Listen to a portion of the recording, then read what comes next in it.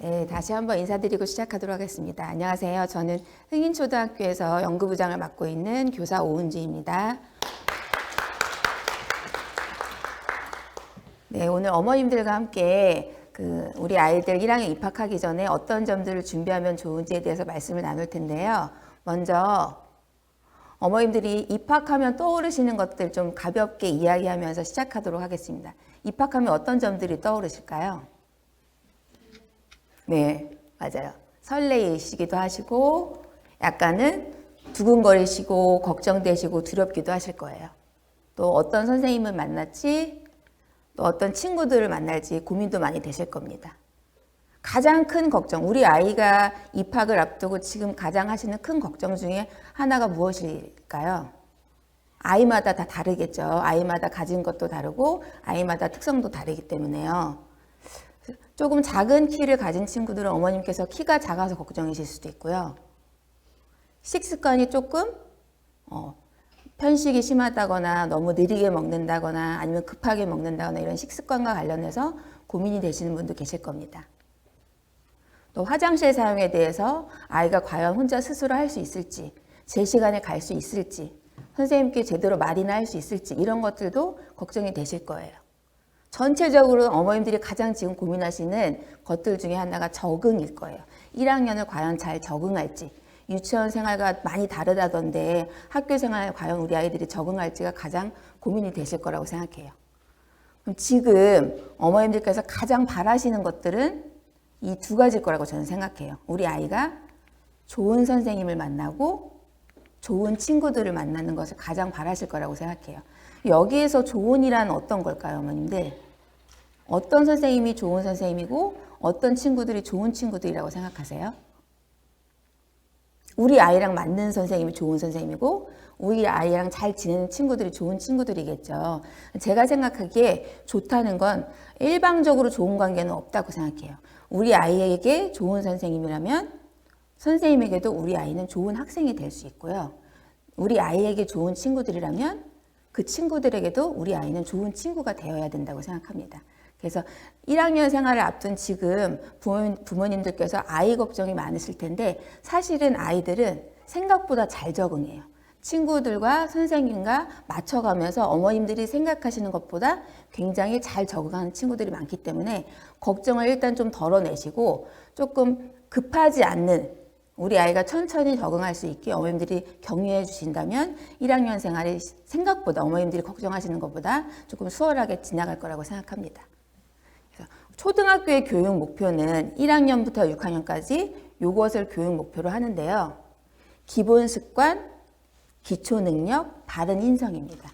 기본 습관과 기초 능력, 바른 인성은 일상생활 및 학교생활, 그러니까 학습과 관련된 기초 능력뿐만이 아니라 일상생활과 관련된 기초 능력을 말하는 거거든요. 그래서 아이들이 이제 초등학교 1학년 되면 스스로 할 수 있게 해야 돼요. 뭐 옷을 갠다든지 학교에 와서 단추를 채운다든지 신발을 벗고 실내화를 갈아 신는다든지 자기와 관련된 일상생활과 관련된 것들을 학교에서 누구의 도움을 받지 않고 스스로 할 수 있게 하는 것들이 이제 1학년부터 시작이 되고 사실은 1학년에서 가장 중요한 게 기본 습관이거든요. 기본 생활 습관. 그래서 아이가 책상에서 바르게 앉고 바른 자세로 글씨를 쓰고 선생님과 함께 눈 맞추고 수업을 듣고 친구들과 함께 의사소통을 하고 이런 모든 일련의 과정들이 초등학교에서 교육 목표라는 것이기 때문에 1학년부터 차근차근 그 단계를 밟아가면서 습관과 능력과 인성을 함양하신다고 하면 됩니다. 여기서의 또 이제 바른 인성은 요즘 2022 개정 교육 과정에서 조금 시야가 넓어졌는데요. 옛날에는 개인적인 덕목 위주의 인성이었어요. 자기 스스로 정직하면 되고 나 혼자 성실하면 됐는데 요즘은 이제 저희 미래사회에서 요구하는 능력이 자기 혼자만 잘하는 능력은 아니잖아요. 그래서 친구들과 더불어 옆 사람과 더불어 또 우리 나라뿐만 아니라 공동체와 더불어 하는 인성이기 때문에 이제 앞으로의 친구들에게 바라는 인성은 더불어 살아갈 수 있고 주변을 돌아볼 수 있는 공동체형 인성을 또 바라게 됩니다. 그래서 2022 개정 교육과정이 이제 올해 1학년, 2학년에 처음 도입이 되고 내년에 3, 4학년 그 이듬해 이제 5, 6학년이 도입이 되겠는데 2022 개정 교육과정에서 추구하는 방향은 주도적인 사람입니다. 그래서 지금까지는 선생님이 뭔가를 가르치면 그거를 바르게 습득하고 그걸 잘 하면 됐었는데 우리 미래사회가 요구하는 학생들에게 역량은 스스로 배울 수 있는 역량이에요. 새로운 것이 오면은 두려워하지 않고 계속해서 배움을 해가는 능력. 지속적으로 뭔가를 꾸준히 본인이 스스로 역량을 키워가는 능력을 바라거든요. 그래서 앞으로의 아이들에게 어머님들께서도 가르치셔야 되고 아이들에게 중요하다고 생각하시는 거예요. 이 키포인트는 배울 수 있는 능력. 아이가 포기하지 않고 끝까지 해낼 수 있는 능력. 자기만의 방법, 나만의 방법을 아이가 어떻게 스스로 개발할지. 지금까지 어머님들과 선생님들이 이렇게 제시해주는 방법 중에 고른다거나 그걸 그대로 따라하기보다는 내가 할 수 있는 방법을 찾아갈 수 있는 능력을 키워주는 게 2022 개정교육과정의 목표입니다. 그래서 오늘은 제가 유치원과 다른 초등생활, 입학 전 준비사항, 입학을 위해서 부모님들이 어떤 걸 준비하면 좋으실지, 또 학교에 학부모님들은 아까 앞서 말씀해 주셨듯이 교육 3주체로서 어떻게 학교에 참여할 수 있는지, 또 이제 저희가 학기 초와 학기 말에 학부모 상담이 있는데 상담할 때는 어떻게 하시면 좋은지 그 밖에 기타 사항들에 대해서 제가 안내 드리도록 하겠습니다. 첫 번째는 유치원 생활과 다른 초등 생활입니다. 제가 일례로 유치원의 하루 일과와 초등학교의 하루 일과를 이렇게 표로 나타냈는데요. 유치원의 하루 일과는 어머님들이 이미 충분히 잘 아실 거예요. 그래서 대집단, 소집단, 바깥활동, 쉬는 시간 이런 식으로 아이들이 조금 자유롭게 이것도 유치원에 따라서 조금 구성이 굉장히 많이 다르거든요. 근데 초등학교 시간표를 보시면 등교부터 오후까지 시간이 굉장히 이렇게 약간 1교시, 2교시, 3교시, 4교시 정해져 있거든요. 이거는 모든 학교, 대부분의 학교도 이렇게 시작이 되고 학교마다 다른 거는 수업 시작 시간이에요. 9시에 시작하는 학교도 있고 9시 10분 혹은 8시 50분, 10분 정도의 차이는 있는데 이제 아침에 등교 및 아침 활동이라고 있어요. 수업이 9시에 시작되더라도 등교는 9시까지 하지 않아요. 대부분의 학교가. 8시 40분이나 8시 50분 이렇게 등교를 10분, 20분 미리 등교하라고 선생님께서 말씀을 하실 거예요. 그 이유가 아침에 아이들이 학교를 오면은 아이들이 수업을 하기 전에 준비하는 시간이 필요해요. 그래서 와서 교과서 정리도 하고 선생님께 내야 될 제출물도 내고 과제도 확인받고 이런 자기 겉옷도 벗고 한숨도 돌리고 이런 것들이 필요한 시간이 한 10분 정도 되고 그다음에 학급별 아침 활동이라고 있습니다. 이거는 담임 선생님에 따라서 학기 초에는 성극기 위주의 아침 활동이 있을 수 있고요. 정응이 되다 보면은 색칠하기나 그림 그리기, 그다음에 글씨 쓰기 이런 식의 아침 활동이 있어요. 매일 한 10분 정도 아침 활동이 되거든요. 만약에 아이가 수업 등교 시간에 조금 지각을 하거나 늦게 가는 친구들은 허겁지겁 되거나 준비를 허둥지둥 될 수 있거든요. 그래서 선생님께서 말씀해 주시는 그 등교 시간에 맞춰서 아이들이 등교를 할 수 있게 도와주시면 아침부터 조금 친구들과 같이 한숨을 돌리고 잘 준비해서 수업을 시작할 수 있을 것 같습니다. 그래서 1교시부터 4교시까지 이렇게 수업이 되는데 학교마다 급식실이 있는 학교가 있고 또 급식실이 없고 교실에서 급식하는 학교가 있을 거예요. 교실에서 급식을 하다 보면은 전교생이 똑같은 급식 시간을 가질 수 있는데 저희 학교는 급식실이 있거든요. 근데 급식실이 있는 학교 같은 경우는 전교생이 다 들어가지 못해요. 그래서 이렇게 되어 있지만 학년 군별로 나눠서 급식을 하게 됩니다. 그래서 예를 들어서 1, 3, 5학년은 3교시 끝나고 먹을 수도 있고요. 2, 4, 6학년은 4교시 끝나고 먹을 수도 있어요. 이런 자세한 급식 시간과 관련된 내용은 학기 초에 어머님들께서 학교 설명회나 입학식 때 설명을 들으실 수 있을 겁니다. 그래서 4교시가 끝나고 점심시간을 갖게 되고 1학년 같은 경우는 주 3일 5교시가 있고요. 주 2일 4교시가 있습니다.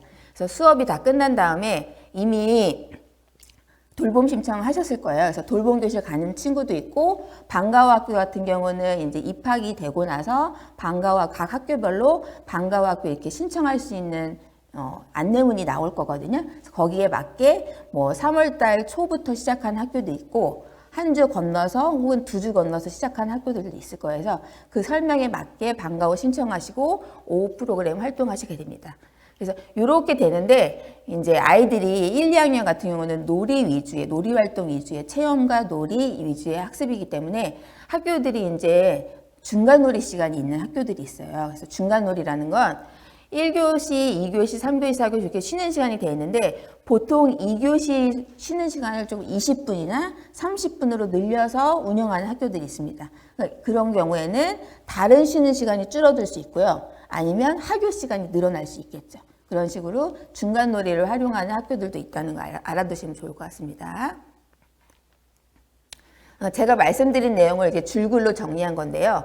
아이들이 등교하면 겉옷, 겨울철 같은 데는 겉옷이 있잖아요. 겉옷을 벗고 스스로 벗고 접어서 사물함에 넣는 경우도 있고 아니면 옷걸이가 있는 학급 같은 경우는 옷걸이에 스스로 걸 수 있게 되어 있어요. 그래서 옷이 너무 무겁다거나 자크나 단추로 되어 있는 경우에 좀 불편한 경우에는 아이들이 스스로 벗거나 개기가 좀 힘들 수가 있겠죠.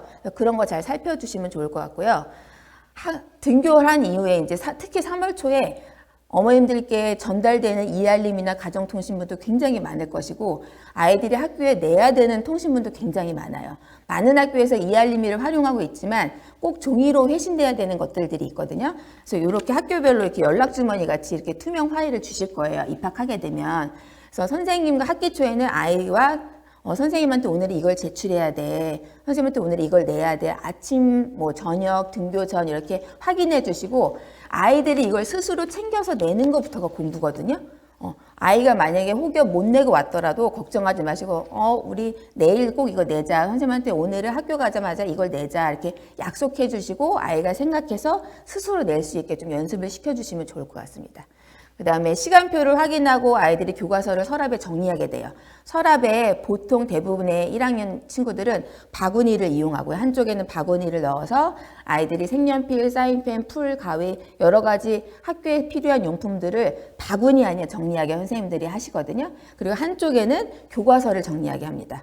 국어, 수학, 통합교과서, 그 다음에 종합장이라든지 글쓰기 노트 같은 것들을 한쪽에 정리하게 돼요. 근데 아이들이 이제 매일매일 이제 시간표가 바뀌는데 1학년 친구들은 교과서가 이렇게 한정되어 있기 때문에 사물함에서 서랍으로 옮길 필요는 없지만 서랍 안에 교과서들이 뒤섞이지 않게 매일매일 교과서를 한 번씩 이렇게 정리할 수 있는 그런 연습도 시켜주시면 좋고요. 1학년 같은 경우는 저희 1차 과정 때 이미 1학년 교육과정을 설명을 들으신 분들은 다 알겠지만 1학기 때도 국어 가나 국어 활동 이렇게 3권으로 되어 있거든요. 2학기 때도 국어 가나 국어 활동. 그러니까 과목이 하나라고 해서 교과서가 하나가 아니고요. 3개, 2개 이렇게 되어 있어요. 통합교과 같은 경우는 1년에 4개의 또 교과서가 있거든요. 그래서 교과서가 생각보다 많고 교과서 중에 선생님들께서 집으로 보내시는 분도 있고 아니면 그냥 학교에 두시는 분도 있어요. 입학하시면 교과서를 받으실 텐데 그냥 학교에 두라고 하시는 담임선생님들께서는 아이가 스스로 이름을 쓰거나 이름을 붙이게 하시거든요. 왜냐면 굳이 집으로 돌려보내면은 나중에 필요할 때 또 제때 아이들이 학교에 못 가져오는 경우가 있어요. 그럴 때는 어머님들께서 네임택을 아이 편에 보내셔서 아이들이 아직 글쓰기가 조금 서툰 친구들은 이름을 스스로 붙일 수 있게 그렇게 도와주시면 좋을 것 같습니다. 그 다음에 초등학교는 정해진 시간표대로 공부를 하고요. 수업 시간은 아까 말씀드렸듯이 40분, 쉬는 시간 10분입니다. 이제 제가 아까 초반에 화장실 말씀드렸는데 보통은 쉬는 시간을 이용해서 화장실을 가게 돼요. 근데 이제 3월달 이제 학기 초에 아이들이 조금 긴장돼 있고 조금 마음이 편치 않잖아요. 친구들도 새롭고 선생님도 새롭고 그럴 때는 아이들이 자주 화장실을 가고 싶어 할 수가 있어요. 그런데 그럴 때 약간 소극적이거나 조금 자기 표현을 잘 못하는 친구 같은 경우는 미처 선생님께 말씀을 못 드리고 참는 경우가 있어요. 그러다가 실수를 할 수도 있고 불편한 상황이 생길 수도 있어요. 그래서 아이한테 항상 학기 초에 화장실이 가고 싶거나 불편한 일이 생기면 꼭 선생님한테 말씀을 드려라. 선생님한테 말씀드리기가 조금 힘들면 손을 들라고 해주세요. 손을 들면 담임선생님께서 아마 그 아이한테 물어보실 거예요. 가까이 가서 물어보실 수도 있고 아이한테 이렇게 뭐가 불편하니 뭘 도와줄까 이렇게 물어볼 수가 있거든요. 그래서 아이가 스스로 자기 표현을 조금씩 할 수 있게 그 방법이 선생님한테 당당하게 말로 표현할 수도 있지만 그게 어려운 친구들은 간단하게 손만 들어도 선생님들께서 다 알아차려 주시고 다 알아주실 거예요. 도와주실 겁니다. 초등학교는 담임 선생님과 대부분의 교과를 공부합니다. 특히 1, 2학년 친구들 같은 경우는 아까 말씀드렸듯이 국어, 수학, 통합교과밖에 없기 때문에 다 대부분 담임 선생님과 공부를 하고요. 이제 3학년 올라가면서부터 교과 선생님이라고 이제 새로 오실 거예요. 이 교과 선생님은 다른 선생님이 아니라 똑같이 저희와 같은 초등학교 교사인데 초등교사 중에서 그 해별로 담임을 맡지 않고 특정 과목을 가르치도록 저희끼리 이렇게 나눠요. 분업을 합니다. 올해는 내가 1학년 담임을 하면 그 선생님이 뭐 5, 6학년 영어를 가르치실 수도 있거든요. 똑같은 선생님이신데 이제 고학년은 교과가 많기 때문에 뭐 영어라든지 그다음에 음악이라든지 이런 교과를 교과 선생님이 들어오실 수가 있어요. 근데 1학년 같은 경우는 1, 2학년 같은 경우는 적응이 우선이고 교과 시간에 선생님과 뭔가 이렇게 안정적으로 수업을 할 수 있는 조성이 필요한 나이기 때문에 담임 선생님과 대부분의 교과를 공부하게 됩니다. 그래서 말씀드렸듯이 쉬는 시간에 화장실을 갔다 와서 아이들이 제가 아까 초반에 말씀드렸듯이 중간 놀이 시간 같은 경우는 쉬는 시간이 길잖아요. 그럼 아이들이 화장실 갔다 와서 아이들과 친구들과 이제 놀이를 할 수 있는 시간이 있어요. 1학년 교실은 교실마다 다 놀이 교구들이 있어요. 어머님들이 나중에 이제 공개 수업 때 가시거나 학교 설명회나 학부모 총회 때 교실을 한번 보실 기회가 있으시면 놀라실 거예요. 옛날에 1학년 교실과 같지 않게 저희가 꿈담 교실이라고 해서 교실도 다 이제 아이들이 편하게 놀 수 있게 마루로 되어 있고 아이들이 실제로 놀잇감 놀 수 있게 다양한 놀이 교구들이 갖춰져 있거든요. 그래서 쉬는 시간을 활용해서 충분히 친구들과 편안하게 놀 수 있고요. 수업을 마치면 아이들마다 스케줄이 달라져요. 돌봄 교실 가는 친구, 방과후 가는 친구, 그다음에 하교하는 친구. 그래서 저희 반도 이렇게 세 줄로 서거든요. 수업이 끝나면 돌봄 교실 가는 친구, 방과후 가는 친구, 하교하는 친구 이렇게 세 줄로 쓰면 아이들이 3월 달에는 조금 힘들어요. 방과후 교실이 어딘지, 몇 층에 있는지, 오늘은 무슨 요일인데 무슨 과목을 들어야 하는지 혼란스럽거든요. 어머님들도 혼란스러우시겠지만 다 선생님께서 챙겨주세요. 3월달, 4월달 학기 초에는 저도 오늘 월요일은 무슨 강자가 있는데 이 강자별로 친구들끼리만 좀 익숙하게 해주면 그래서 제가 학기 초에 같은 강좌 듣는 친구들끼리 무리를 지어주거든요. 그래서 친구들 간에 같은 강좌 듣는 친구들끼리 뭔가 이렇게 초반에 어머님들께서도 누구랑 같은 강좌를 들으니까 이런 거 누구랑 같이 가 이렇게 친구들과 함께 갈 수 있게 도와주시고 학교에서도 충분히 그런 안내는 하거든요. 그래서 걱정하지 않으셔도 됩니다.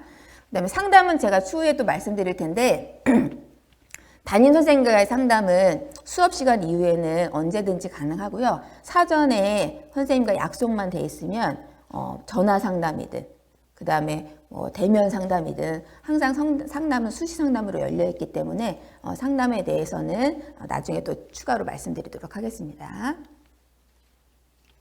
그래서 먼저 이제 우리 아이들이 학교에 적응하기 위해서 가장 중요한 건 학교가 즐거운 곳이라고 생각해야 된다는 거예요. 아이들이 학기 초에 두려운 이유는 학교가 낯설고 학교가 무섭고 학교가 힘들고 뭐 이런 학교에 대해서 약간 부정적인 생각을 갖거나 두렵다고 생각하는 친구들이 의외로 많아요. 그래서 어머님들께서 학교는 친구들과 함께 재미있는 걸 배울 수 있고 다양한 경험을 할 수 있고 다양한 체험을 할 수 있는 곳이다. 유치원 때 하지 못했던 여러 가지 것들을 할 수 있는 곳이야 라고 좀 설명해 주시면 좋을 것 같고요. 긍정적인 격려가 굉장히 중요합니다. 이제 3월달 시작되고 4월달 이제 진행되면서 아이들이 이제 스스로 할 수 있는 것들이 조금씩 늘어날 거예요. 근데 초반에는 옷 벗기, 옷 정리하기, 자기 공책을 펴고 수업 시간 되기 전에 교과서를 올려놔야 되고 필통을 올려놓고 떨어뜨리지 않고 색연필을 꺼냈다가 색칠하고 다시 정리하고 이런 모든 것들이 아이들이 다 스스로 해야 되거든요. 어머님들이 옆에 계셨다면 아니면 유치원에서는 선생님들이 많이 도와주셨을 거예요. 연필을 꺼낸다거나 색연필을 집어넣는다거나 그런 모든 것들, 내 책상, 내 자리와 관련된 모든 것들을 아이가 책임져야 되고 아이가 스스로 해야 돼요. 그런 것들이 사실은 쉽지 않거든요. 그래서 아이가 스스로 온전히 천천히 자기가 조금씩 성장할 수 있게 격려해 주시고 용기 북돋아 주시고 잘한다고 칭찬을 많이 해 주셔야 돼요. 학교에서도 담임선생님들이 항상 하시는 게 이거거든요. 근데 가정에서 어머니께서도 같이 선생님과 이게 호흡을 맞춰서 잘한다, 더 잘할 수 있다. 우리 자리 정리는 오늘 잘했어. 이렇게 긍정적으로 좀 피드백을 해주시면 좋을 것 같고요. 세 번째는 학교 둘러보기인데 예비 소집일 때 자녀하고 다 학교 둘러보셨죠. 근데 이제 예비 소집일 끝나고 3월 4일이 딱 됐을 때 입학식이 됐을 때 또 자녀와 학교를 가실 텐데 혹여나 그 전에 아이하고 약속을 수업이 끝나면 엄마랑 여기서 만날 거야. 혹은 수업이 끝나고 방과후 하나 끝나면 학원 선생님 차가 여기에 쓸 거야. 이런 식으로 아이한테 정확하게 부모님과 만나는 장소나 학원 차를 타야 되는 장소를 알려주시는 김에 학교를 한번 살피러 오셔서 지금 학교가 운동장은 다 개방이 되어 있거든요. 교실은 들어가지 못하실 수도 있어요. 그래서 학교 주변으로 오셔서 학교 주변도 한번 둘러보시고 부모님이나 학원 선생님과 만나야 되는 장소도 한 번씩 아이하고 직접 눈으로 보고 약속을 해주시는 게 좋아요. 왜냐하면 그렇지 않고 말로만 하다 보면은 아이가 두려워할 수 있고 불안해할 수 있거든요. 그래서 부모님께서 같이 오셔서 한번 둘러보시고 장소도 정하시고 학교 또 운동장도 살펴보시고 운동장에 어떤 놀잇감들이 있고 어떻게 되어 있는지도 보면서 학교에 대해서 조금 긍정적으로 학교의 인상에 대해서 좋은 인상 심어주시면 좋고요.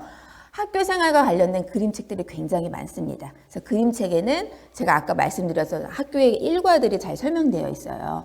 그래서 수업 시간에는 어떻게 해야 되고 점심 시간에 어떻게 해야 되고 친구들과 놀 때 방과 후에 또 안전하게 학교 생활하기 위해서 어떻게 해야 되는지 복도에서 왜 뛰면 안 되고 길을 걸을 때 왜 교실에서 이제 보다 보면은 이제 뛰어다니는 친구들이 많거든요. 교실 안에서도 뛰고 복도에서도 뛰어요. 근데 모든 사건 사고는 뛰다가 발생하거든요. 그리고 뛰다 보면은 나도 모르게 친구와 트러블이 생길 수도 있어요. 부딪힌다거나 친구를 밀친다거나 그런 모든 것들과 관련된 학교의 자잘한 그런 에피소드를 담은 그림책들이 굉장히 많아요. 그래서 그런 것들을 조금 읽어봐 주시면서 아이들이 은연중에 이런 건 하면 안 되겠구나. 엄마의 입을 통해서 선생님의 입을 통해서 하지마 안 돼라고 듣는 것보다는 그런 신뢰들을 보면서 이건 내가 위험하겠구나. 이건 친구가 다치겠구나라고 스스로 깨달을 수 있게 물론 학교에서도 많이 설명을 해드리고 아이들에게 이제 안내를 할 텐데 학교 등교하기 전에 입학하기 전에 그런 그림책을 보면 아이들에게 굉장히 도움이 많이 될 것 같습니다. 그 다음에 아이들의 정서적인 발달을 이해해 주시면 좋은데요. 친구들이 입학을 하게 되면은 굉장히 새로운 환경에 공포심도 있고 약간 불안감도 있어요.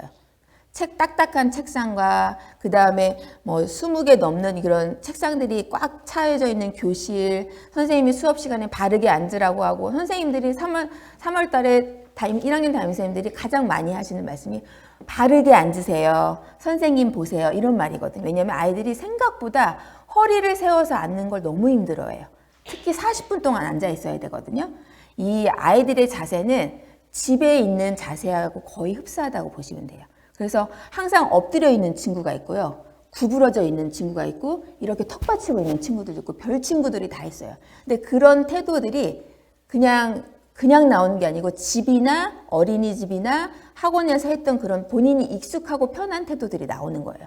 초반에는 긴장해서 하루 이틀 정도는 이렇게 있어요. 근데 그게 조금 익숙해지고 자기가 우리 공간이 좀 편안해지면 자기도 모르게 자기가 했던 이게 편한 이게 자세들이 나오거든요. 그래서 그런 것들을 좀 집에서도 이제 책상에 앉을 때는 좀 바르게 앉고 뭔가 색칠을 하거나 선긋기를 할 때는 바른 자세를 할 수 있게 그런 것들을 조금 연습시켜 주시면 좋고 아이들이 조금 힘들어하거나 어려워할 때는 많이 격려해 주시되 아이들이 불안해하거나 조금 어떤 거 새로운 걸 배울 때 조금 엄마 이거 내가 잘할 수 있을까? 나 못할 것 같은데 나 잘 못할 것 같은데 할 때 넌 왜 그것도 못해? 라든지 그거 다 할 수 있는 것들 이런 식으로 하면 또 애들이 또 거부감이 생길 수 있어요. 그렇다고 제가 하는 말씀이 지시하거나 통제를 하면 아이들이 더 불안해지거든요. 그래서 잘할 수 있고 지금만 해도 충분히 잘하는 거다.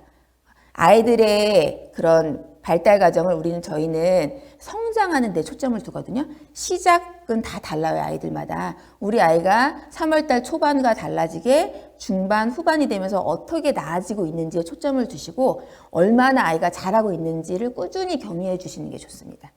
그 다음에 이제 등교 거부하고 새학기 증후군은 같이 말씀을 드릴 텐데 이제 학교에 대해서 뭔가 좀 어려워하거나 불안해하는 친구들 중에서 등교하기를 거부하는 친구들이 간혹가다 있어요.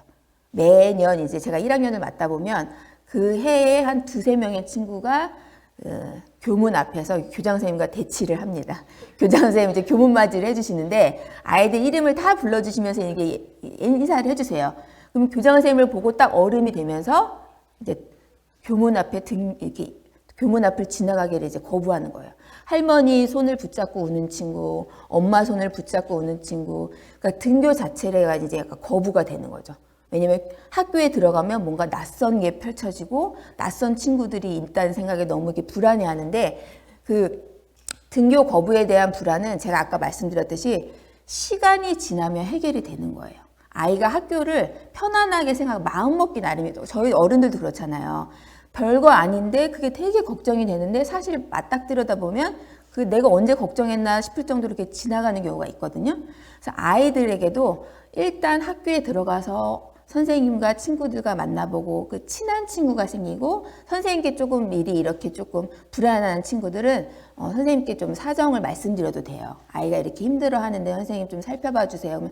그런 거 살펴주시지 않은 선생님 없으시거든요. 그래서 아이가 저는 등교 거부하는 친구가 저희 반에 있을 때는 교문에 가서 제가 데리고 오기도 했어요. 교장 선생님을 보면 일단 아이가 어림이 되는 거예요. 그러면 제가 가서 아이 이렇게 데리고 신발시키고 올라오면 또 아이가 언제 그랬는지 또 교실에서 잘 지내거든요. 그래서 그런 것들에 뭔가 어머니도 우리 애만 학교 가기 힘들어하는데 어떡하지? 다 그래요. 모든 아이들이 정도의 차이만 있지 다 학교 가는 게 쉬운 아이들은 없거든요. 그래서 그런 것들을 조금 아이들 잘 살펴봐 주시는데 그렇다고 해서 그럼 오늘은 1교시만 끝나고 집에 올까? 그럼 오늘은 2교시 끝나고 집에 올까? 이렇게 또 약간 태도를 단호하지 못하게 하시는 어머님들이 계셔요. 오늘 우리 아이 조금 선생님 힘든데 1교시만 끝나고 조퇴할게요. 근데 그렇게 하시면 안 돼요. 3월달 학기 초부터 아이가 학교라는 곳을 인식할 때 친구들과 함께 1교시부터 4교시까지 공부해야 되고 급식을 먹고 이런 습관이 3월 학기 초 습관이 굉장히 중요하거든요. 나는 이렇게 허용이 됐는데 또 4월 달에도 5월 달에도 계속 아이가 좀 흐트러진 생활을 할 수가 있어요. 그래서 많이 보듬어 주시고 격려해 주시되 지킬 건 지켜야 된다는 단호한 태도는 꼭 유지해 주시길 부탁드립니다. 등교 거부가 만약에 지속되는 경우는 거의 없어요. 대부분의 친구들이 잘 적응하는데 지속될 때는 전문적인 상담을 좀 받아보시는 게 좋을 것 같습니다. 그다음에 제가 새학기 증후군이라고 써놨는데 증후군 자체의 그 말 뜻에도 어머님들이 느끼시겠지만 대부분의 친구들이 겪을 수 있는 거고요. 이거는 좀 전에 말씀드렸듯이 아이가 적응함에 따라서 시간이 지남에 따라서 서서히 줄어드는 겁니다. 새학기 증후군은 1학년뿐만 아니라 초등학교 저학년 친구들이 많이 겪어요. 새 학년도에 되면서 저희 이제 작년에 23년도에 제가 가르쳤던 1학년 친구들도 이번에 2학년이 되겠죠. 그럼 2학년이 되면서 또 새로운 친구들을 만나고 새로운 담임선생님을 만나게 되거든요. 그러면 또 그때 또 새학기 증후군이 시작되고 3학년이 되면서도 또 이게 느껴질 수가 있어요. 아이가 학기 초에 낯선 교실도 바뀌고 친구들도 바뀌고 선생님도 바뀌거든요. 매년 새로운 것을 적응하면서 약간의 스트레스는 어쩔 수가 없어요. 근데 그 학기 초의 스트레스를 스스로 이겨내고 견뎌내면 자기 스스로 굉장히 자존감이 높아집니다. 내가 이런 걸 해냈구나. 내가 새로운 친구들 또 사귀고 새 선생님과 또 이렇게 잘 적응을 했구나. 그런 거를 잘 시간이 지나가면서 조금 견뎌낼 수 있는 그 마음을 가질 수 있게 부모님들께서 응원해 주시고 격려해 주시고 많이 용기를 북돋아 주시는 게 좋을 것 같습니다. 그래서 학교 가기 전에 머리가 아파요, 배가 아파요, 막 학교 가기 싫어서 하는 말들을 보통 초반에 많이 할 거예요, 아이들이. 그러면 그럴 때는 배도 만져주시고 머리에 이마에 손도 짚어주시고 하면서 아이들의 마음을 좀 달래주시고 일단 학교에 등교해서 하다 보면 아이들이 겪다 보면은 이게 별거 아니구나를 스스로 느끼게 되거든요. 네. 그래서 두 번째로는 입학 전에 어떤 걸 준비하셔야 되는지 말씀드리도록 하겠습니다. 먼저 입학 전에 건강을 한번 체크해 주시는 게 좋은데요. 확인하기에 보면 제가 특히 발 크기, 시력, 알레르기 이렇게 써놨는데 부모님들께서 이제 아이들 발 크기는 잘 아실 거예요. 잘 아시는데 제가 왜 이렇게 써놨냐면 실내화를 준비해 주실 때 자녀의 발이 우리 아이들이 발이 금방금방 크잖아요. 그래서 우리 아이 지금 발보다 조금 많이 넉넉한 실내화를 준비해 주시는 어머님들이 꽤 많아요. 생각보다. 근데 사실 실내화는 학교 생활에서 대부분의 시간을 실내화를 신고 생활해요. 계단을 오르내릴 때 강당 갈 때, 강당에서 놀이체육 할 때, 교실 안에서뿐만 아니라 학교에 있는 대부분의 공간, 뭐 무용실이라든지 VR실이라든지 과학실이라든지 아이들이 방과 후 돌봄교실까지 일상의 일과의 대부분을 실내화를 신고 생활을 하는데 생각보다 큰 실내화는 아이들에게 불편을 줘요. 가다가 벗겨질 수도 있고요. 친구 발에 벗겨질 수도 있고 헐떡댈 수도 있고 계단 내려가다가 벗겨진 친구도 많거든요. 그래서 사고도 일어나거든요. 그래서 그리고 그 오랜 시간 동안 신기 때문에 생각보다 빨리 해지거나 찢어지게 돼요. 그래서 발 크기를 고려하셔서 지금 우리 아이 발에 맞는 실내화를 구입해 주시는 게 좋고요. 실내화 구입해 주시고 아이들 실내화가 작아지진 않았는지 수시로 체크해 주셔야 돼요. 아이들이 발이 쭉쭉쭉 크다 보니까 꽉 맞는데도 실내화를 신는 친구들 중에서 대부분 실내화를 뒤꿈치를 벗고 다니는 친구들이 있어요. 뒤꿈치를 벗고 실내화를 신으면 어머님 어떻게 될 것 같아요? 실내화를 신는 게 아니라 그냥 앞꿈치만 끼고 다니다 보니까는 굉장히 많이 넘어지거든요, 아이들이.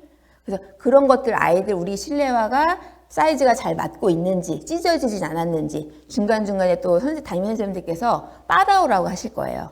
빨아오라고 하실 때 아이 한번 신겨보시고 확인해 주시면 좋습니다. 그다음에 시력은 1학년 때 저희가 이제 1학년 건강검진을 해요. 학교에서 일괄적으로 하라고 하기 때문에 그때 하면 되지라고 생각하시는 분이 있는데 그때가 보통 1학기 말쯤 되거든요. 그럼 1학기 말쯤 시력 검사를 한다면 한 학기가 벌써 지나간 거잖아요. 우리 아이 시력 그때서야 안경을 써야 되는 친구, 뭐 눈이 나쁜 친구 확인하게 돼요. 그럼 또 학기 중에 만약에 확인하다 보면은 아이가 안경을 쓰는 게 좀 불편한 일인데 그걸 적응하는데도 시간이 걸리거든요. 그래서 아이들이 뭔가 칠판을 먼 거리에서 칠판을 보는 경험이 처음이잖아요. 학교에 들어오면 내가 이게 잘 보이는 건지 안 보이는 건지 아이들 감이 없어요. 안 보여도 눈이 나빠서 안 보인다는 감각이 없거든요. 그래서 어머님들께서 입학 전에 꼭 시력 체크하셔서 우리 아이 눈이 나쁜지 확인하시고 시력 교정이 필요하면 꼭 안경 쓰는 습관이라든지 이런 것들 또 안경 관리하는 습관이 필요하잖아요. 그런 것들을 꼭 학기 초에 미리 해주셔야 됩니다. 시력 검사는 꼭 해주시면 좋고요. 알레르기 같은 경우는 학기 초에 이제 건강검진 조사서를 제출하기 때문에 그때 꼭 써서 알레르기를 체크하셔야지 급식실 선생님께서도 영양 선생님께서도 몇 학년 몇 반에 어떤 아이가 호두 알레르기가 있다. 그러면 그 아이를 위해서 호두 견과류가 들어간 멸치볶음이 있으면 그런 아이들을 위한 그냥 견과류 뺀 멸치볶음을 해주시거든요. 그래서 몇 학년 몇 반 누구 애가 어떤 아이가 어떤 알레르기가 있는지를 다 저희 영양선생님께서 다 체크하고 계시고 그 아이를 위해서 재료를 빼거나 아니면 대체 반찬들을 좀 준비해 주시거든요. 그래서 그런 거는 꼭 기입해 주시면 좋겠습니다. 두 번째 체력 관리인데요. 아이들이 이제 방금 전에도 제가 일과표를 쭉 보여드렸는데 돌봄교실 방과 후까지 하게 되면 사실 그 하루 일과가 굉장히 길어요, 아이들이. 4시가 될 수도 있고, 뭐, 5시에 끝나는 친구들도 있고, 학원까지 가면 뭐 더 힘들겠죠. 그래서 의외로 그 시간에 온전히 자기가 에너지를 내서 교육활동에 참여하는 친구들이 많지 않아요. 왜냐면 너무 힘들거든요. 그래서 체력 관리를 정말 당부드리고 싶은 게 아이가 공부를 하려면 기운이 있어야 할 수 있고요. 아이가 즐겁게 놀려면 에너지가 있어야 놀 수 있거든요. 근데 그런 에너지와 기운은 평상시에 그런 기초 체력 관리에서 나타나요. 그래서 뛰고 와서 한참 뛰고 와서 정말 기운이 없어서 이렇게 앉아서 공부를 하는 친구가 있고 활기차게 한바탕 신나게 놀고 왔는데도 아무렇지 않게 또 공부하는 친구들이 있어요. 그러니까 그런 기운들을 마련해 주시기 위해서는 꾸준히 뭐 특별한 운동이 아니라 뭐 아이가 태권도를 다니고 있어요. 그러면 다른 뭐 특별한 운동을 시키시지 않아도 되는데 줄넘기라든지 자전거 타기라든지 이렇게 꾸준히 할 수 있는 체력을 기를 수 있는 그런 활동들을 꾸준히 해주시고 또 이런 운동을 가족과 함께 하면 더 좋겠죠. 부모님과 함께, 동생과 함께, 형, 누나와 함께 하면 더 안정적으로 할 수 있고 더 재미있게 할 수 있을 거라고 생각이 됩니다. 위생관리는요. 아이들이 공동체 생활을 하다 보면 특히 우리 1학년, 2학년 친구들은 호흡기 질환이 굉장히 많아요. 기침, 가래라든지 고열, 감기. 그래서 그런 호흡기 질환, 장기침을 많이 한다거나 열이 난다고 하는 친구들이 친구에게도 옮기지 않고 친구한테 옮지도 않아야 되잖아요, 저희가. 그래서 그런 위생관리, 내가 재채기를 하거나 기침을 할 때는 어떻게 해야 되는지, 뭐 옷으로 가리고 하고 이렇게 고개를 돌린다든지 이런 것들을 조금 습관화. 왜냐하면 재채기가 갑자기 나오지 예고하고 나오지 않잖아요. 갑자기 나왔을 때 내가 빨리 취할 수 있는 방법, 이런 것들을 조금 연습시켜 주시면 좋을 것 같고요. 소근육 발달은 제가 앞으로 계속 말씀을 드릴 텐데 3월 달에 이제 1학년 친구들이 가장 힘들어하는 게 이제 소근육 활동이에요. 그래서 선을 긋거나 연필을 잡는다거나 뭔가 가위질을 한다거나 단추를 낀다거나 이런 모든 활동이 손가락으로 하는 활동이거든요. 손으로 하는 활동이에요. 근데 이런 게 손의 힘이 발달해야지 할 수 있는 활동이기 때문에 물론 3월 달 전에 이걸 완벽하게 준비할 수 없어요. 근데 3월 달 돼서 이제 교실에서 선생님과 친구들과 이걸 꾸준히 할 텐데 하기 전에 집에서 뭔가 여러 가지 경험을 하고 오면 이게 힘들거나 싫진 않겠죠. 뭔가 할 때 내가 너무 못하면 어머님들께서도 내가 너무 못하는 거 시키면 하기 싫잖아요. 아이가 너무 못하지는 않게 그 활동을 거부하거나 싫어하지만 않게 해주세요. 가위질을 잘할 필요는 없지만 그래도 내가 이 정도의 가위질을 할 수 있게, 내가 선긋기를 똑바로 하지 못하지만 선을 그을 수는 있게, 선을 그을 수 있는 손에 힘을 줄 수는 있게, 이런 식으로 조금 경험을 시켜주시면 좋습니다. 그 다음에 입학 전에 해야 할 예방접종은 이미 다른 강좌에서도 안내를 해주셨는데 학기 초에 이제 예방접종 확인 서류를 이제 제출하라고 해주실 거예요, 담임선생님께서. 그러면 그때 혹여나 예방접종이 안 된 것들은 1주나 2주 기간을 주시고 추가 접종을 해서 빨리 내라고 하실 거예요. 그래서 그 기간이 굉장히 생각보다 촉박하기 때문에 입학하기 전에 우리 자녀 해당하는 예방접종 다 마쳤는지 확인하시고 혹여나 못 맞춘 것이 있으면 입학 전에 꼭 맞추셔서 3월 달에 좀 촉박하게 맞추는 일이 없도록 확인해 주시면 좋을 것 같습니다. 그 다음에 1학년 발달 단계에서 말씀을 드리도록 하겠습니다. 먼저 신체적인 특징인데요. 아이들이 이제 유치, 그러니까 이제 흔들리면서 하나 둘씩 빠지게 돼요. 근데 유치를 제때 빼주지 않거나 너무 오래 방치하게 되면 학교에서도 하루 종일 이 이를 만지고 있는 친구들이 있거든요. 이게 불편한 거예요.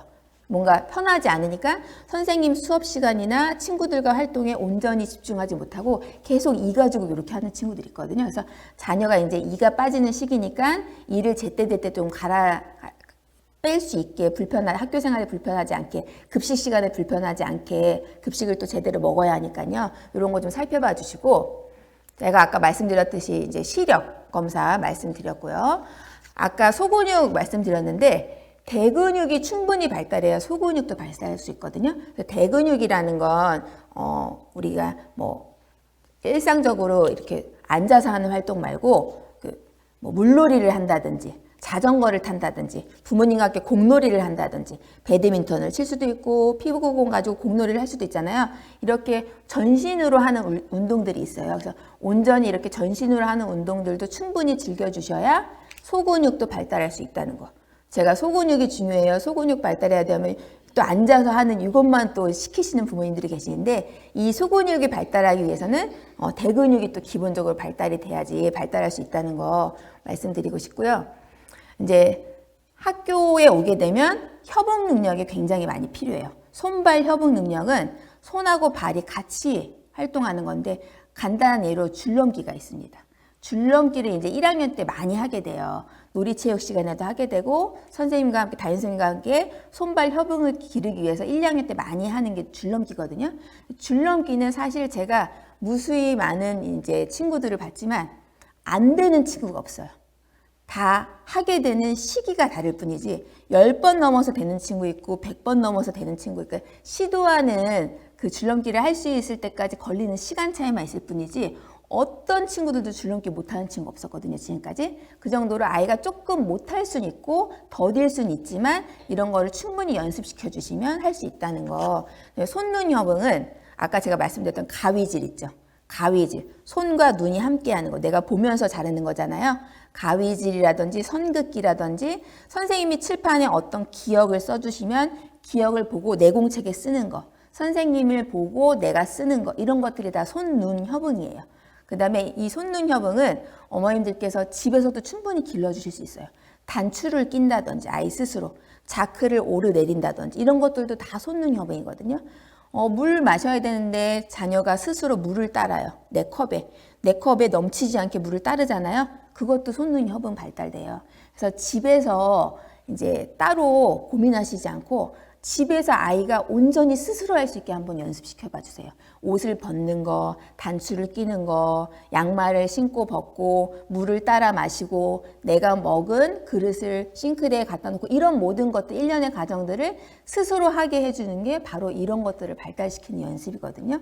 더 좋은 연습이 없어요. 가정에서 아이가 하는 것들을 온전히 스스로 할 수 있게 도와주시면 될 것 같습니다. 그 다음에 인지적 특징인데요. 아이들 호기심, 또 질문 굉장히 많아지죠. 궁금한 거 굉장히 많습니다. 그럴 때 최대한 웃는 얼굴로 그 질문에 대답해 주시면 좋고, 왜냐면 질문할 때 부모님이나 선생님이 약간 얼굴을 찌푸리다든지 반응이 약간 시큰둥하면 입을 닫게 되겠죠, 아이들이. 어머님들께서 초등학교 생활에서 이제 점점점 고학년 가면서 가장 고민하시는 것 중에 하나가 우리 아이 발표 안 해요예요. 우리 아이 선생님 발표 잘해요? 생각보다 발표를 잘하는 친구도 있지만 발표 자체를 좀 힘들어하거나 어려워하는 친구들이 있어요. 왜냐하면 내 목소리가 온전히 이 공간에 크게 들려야 되잖아요. 내 목소리를 내 귀로 다시 들어요. 친구들은 다 나를 쳐다보고 있어요. 그 상황이 되게 낯설고 불편하겠죠. 어머님들도 지금 제가 뭔가 질문을 던졌을 때 큰 소리로 대답하시는 분 별로 없어지잖아요. 그런 낯선 공간에서 내 목소리가 크게 울리는 게 사실은 편한 건 아니거든요. 근데 그런 발표에 대한 경험이나 발표에 대한 마음은 저학년 때부터 쌓이게 돼요. 온전히. 학교 생활을 통해서 내 경험으로 발표하는 게 즐겁다 하는 친구는 고학년 가서도 끝까지 발표 잘하고요. 어렸을 때 1학년, 2학년 때 발표에 대해서 뭔가 두렵거나 낯설거나 좀 불안한 경험이 있는 친구들은 발표를 쉽게 못해요. 근데 그런 것들이 저는 어렸을 때 그 질문에 대한 부모님의 반응, 내가 어떤 걸 질문했을 때 선생님의 반응, 친구들의 반응 이런 것들이 친구들이 재밌어하고 선생님이 웃으면서 얘기해주고 부모님이 웃으면서 얘기해주면 계속 질문도 하게 되고 계속 말을 하게 되겠죠. 그래서 그런 것들 반응을 조금 편안하고 아이가 조금 질문에 대해서 자유롭게 언제든지 자기가 궁금한 게 있으면 할 수 있게 그런 분위기를 형성해 주시는 게 좋습니다. 그다음에 아이들은 상상하고 모방하기 좋아하고요. 그림 그리기 좋아합니다. 근데 여기서 그림 그리기는 좋아한다고 제가 써놨는데 좋아하는 친구면 너무 좋지만 혹시나 그림기를 좋아하지 않는 친구는 좋아해야 합니다. 1학년, 2학년은. 왜냐하면 1, 2학년은 사실은 글쓰기 활동이 많이 없거든요. 특히 1학년은 저희가 아이들이 한글을 이제 입학해서 배운다고 생각하기 때문에 또 2022 개정교육과정 올해 처음 시작된다고 했잖아요. 2022 개정교육과정의 아이들 수리력, 문해력을 높이기 위해서 1학년 친구들 한글 수업을 34시간 증배했어요. 한글 학습을 34시간을 증배했기 때문에 국어 시간 첫 번째 단원은 한글 놀이 단원이고 한글에 대해서 쭉 배우게 돼요. 그럼 아이가 아직 한글을 모르고 한글을 배우는 단원이 쭉 되는데 그때 글씨를 쓰라고 하는 담임 선생님 없으세요. 근데 아이의 생각이나 아이의 마음을 그럼 어떻게 표현해야 될까요? 그림으로 표현합니다. 그래서 대부분 학기 초의 모든 활동은 색과 그림으로 표현을 해요. 그래서 그림 그리기를 만약에 힘들어하거나 조금 어려워하는 친구는 사실은 조금 힘들 수가 있어요. 그래서 그림 그리기를 조금 좋아하면 아이가 학교 생활하는데 조금 편안할 텐데 그럼 그림 그리기를 좋아하기 위해서는 그림에 대해서 자신감을 가지면 돼요. 그림을 잘 그리고 못 그리는 친구를 딱 비교했을 때 그림 못 그리는 친구가 엄청 못 그린다? 그런 경우 별로 없어요. 그냥 자신감이 없을 뿐이거든요. 자신감이 없는 친구들은 보통 작게 그려요. 그림이 굉장히 작은 친구들이 있을 거예요. 그 친구들은 그림에 자신감이 없는 거거든요. 그래서 일단 어머님들께서는 그림을 크게 그리는 연습을 시켜주세요. 크게 그리되 너무 큰 도화지 주면 아이들이 부담스러워해요. 작은 거 있죠. A4 용지라든지 A4 반쪽짜리도 좋아요. 저는 A4 반쪽짜리로 우리 1학년 친구들이랑 많이 하거든요. 학기 초에는. 왜냐면 도화지가 클 때는 아이들이 부담스러워하고 싫어하고 힘들어요. 그리기를. 그래서 작은 도화지 주셔서 그 도화지를 꽉 차게 그리는 연습을 시켜주세요. 그러면 아이들이 내 생각을 그 안에 담는다고 하면 요 정도는 나도 할 수 있지라고 생각할 수 있거든요. 그래서 그리고 처음에 색칠하기 힘들어하는 친구는 색칠까지 안 해도 돼요. 단순히 그리는 거에서 시작해서 그리는 게 좀 익숙해지거나 즐거운 친구는 이제 색칠도 하거든요. 물론 그림 그리기를 좋아하는 친구들은 그림 그리기 하나만 주면 2시간이고 3시간이고 그리기에 빠진 친구들도 있는데 의외로 그리기를 조금 힘들어하는 친구들이 있기 때문에 그게 그리기 활동이 즐거운 활동이고 내 생각을 표현할 수 있는 활동이라는 걸 좀 아이들이 알면 좋기 때문에 그리기 연습, 뭐 연습이라고 할 건 없지만 그리기 활동을 조금 익숙해질 수 있게 집에서 조금 연습시켜 주시면 좋을 것 같습니다. 아이들 책 읽기를 좋아해요. 근데 지금은 그림을 보는 친구들이 많고요. 그림만 보는 친구들이 있고 글도 같이 보는 친구들이 있을 거예요. 근데 이제 3월 달이 되면서 한글을 조금씩 이렇게 배워가면서 글을 쭉 읽진 못하더라도 그림만 보지 않고 조금씩 글에서 내가 아는 글자를 찾아간다든지 글 안에서 내가 알고 있는 단어를 한번 찾아본다든지 이런 식으로 글자에도 조금 관심을 가질 수 있게 조금씩 이제 그렇다고 너 그림만 보지 말고 글자도 봐야지 이렇게 뭔가 아이를 탓하지 마시고 아이들이 뭔가 글자에도 조금씩 관심을 가질 수 있게 해주시면 저희가 이제 1학년 2학기에 그림 일기가 나오거든요. 이제 그림 일기 나오면 이제 그림 그리기 활동뿐만 아니라 글로 이제 자기 생각을 써야 돼요. 그림 일기는 오늘 내가 뭐 했다 이게 아니라 내가 뭐 했는데 어떤 생각이 들었고 자기의 생각과 느낌을 쓰라고 담임선생님께서 말씀하실 거예요. 내가 기분이 좋았으면 왜 좋았는지, 내가 속상했으면 왜 속상했는지, 나의 생각을 쓰는 게 일기거든요. 근데 생각을 쓰는 게 사실은 쉽지 않기 때문에 그림 일기를 잘 쓰는 친구들은 글을 많이 읽는 친구들이에요. 그림책을 통해서 아니면 그냥 이야기들을 통해서 많은 이야기를 접하고 많은 이야기에서 그 주인공들의 감정들을 많이 느끼면 내 감정을 표현하는 단어들도 굉장히 풍부해지겠죠. 기뻤다, 좋았다, 재밌었다 이렇게만 쓰는 친구도 있었던 반면에 친구가 이렇게 해서 많이 속상했다. 내 감정이 이랬다. 이렇게 풍부한 감정을 표현할 수 있는 친구들이 있어요. 그런 친구들은 그림책을 많이 본 친구들이기 때문에 책 많이 보라는 거는 어머님들 되게 많이 들으셨을 거예요. 근데 정말 이제 그림 일기를 쓰다 보면 그 감정 표현이 굉장히 차이가 많이 나기 때문에 그때 어머님들이 다시 느낄 거예요. 그래서 일기 쓸 때 한번 잘 살펴봐 주시면 좋아요. 우리 아이가 했던 일만 단순히 나열해서 경험만 아침 먹고 친구들이랑 놀았고 좋았다 끝 이렇게 쓰는 건지 아니면 자기 감정을 잘 녹여서 쓰는 건지 그런 거를 한번 살펴봐 주시면 좋습니다. 아이들 집중력은 보통 5분에서 10분 정도예요. 근데 제가 아까 말씀드렸듯이 1교시 수업 시간이 40분이나 되잖아요. 40분 온전히 아이가 바른 자세로 앉아있는 친구, 작년에 저희 반 친구 24명이었는데 2명, 3명으로 꼽을 수 있어요.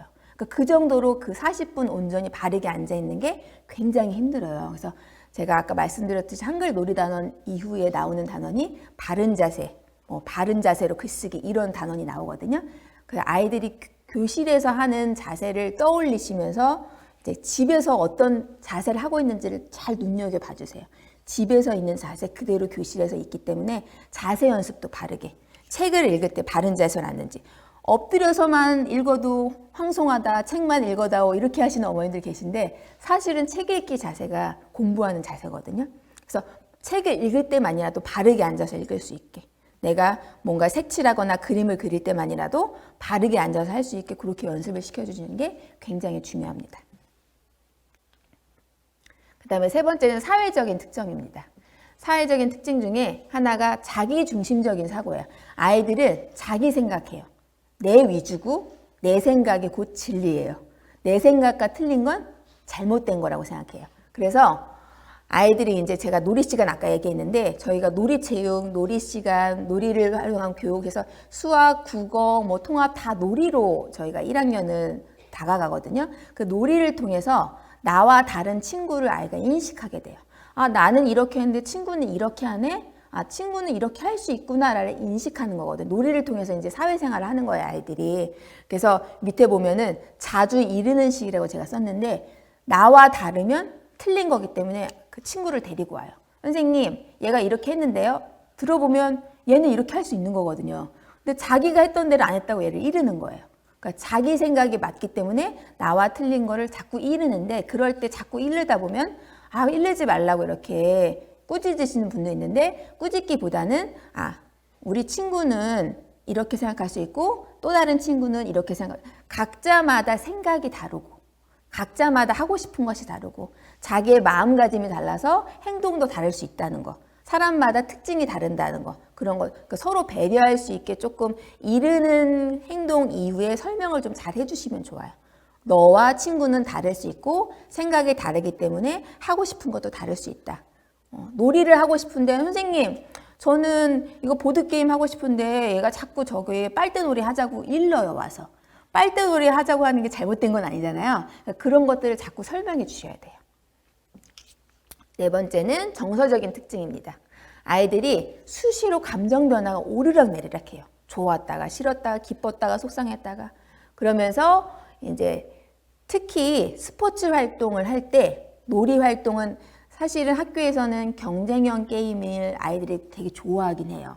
팀별로 나눈다거나 모든별로 나눈다거나 해서 놀이 활동이나 체육 활동할 때 뭔가 성취감을 줄 수 있게 그런 뭔가 결과에 치중하진 않지만 우리 팀이 좀 잘해보자 그래서 우리 팀끼리 뭔가 소속감을 가질 수 있게 그런 활동들을 많이 하는데 그럴 때 좀 보다 보면은 어떤 친구 같은 경우는 굉장히 이기는 데에 초점이 맞춰진 친구가 있어요.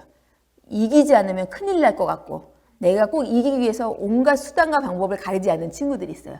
그러니까 그런 친구들 같은 경우 만약에 졌을 때 불만을 거친 행동과 거친 표현으로 막 하는 친구들이 있거든요. 진 사실을 받아들이기가 힘든 친구들이 있어요. 근데 그런 친구들 보면 주변 친구들이 깜짝 놀래요.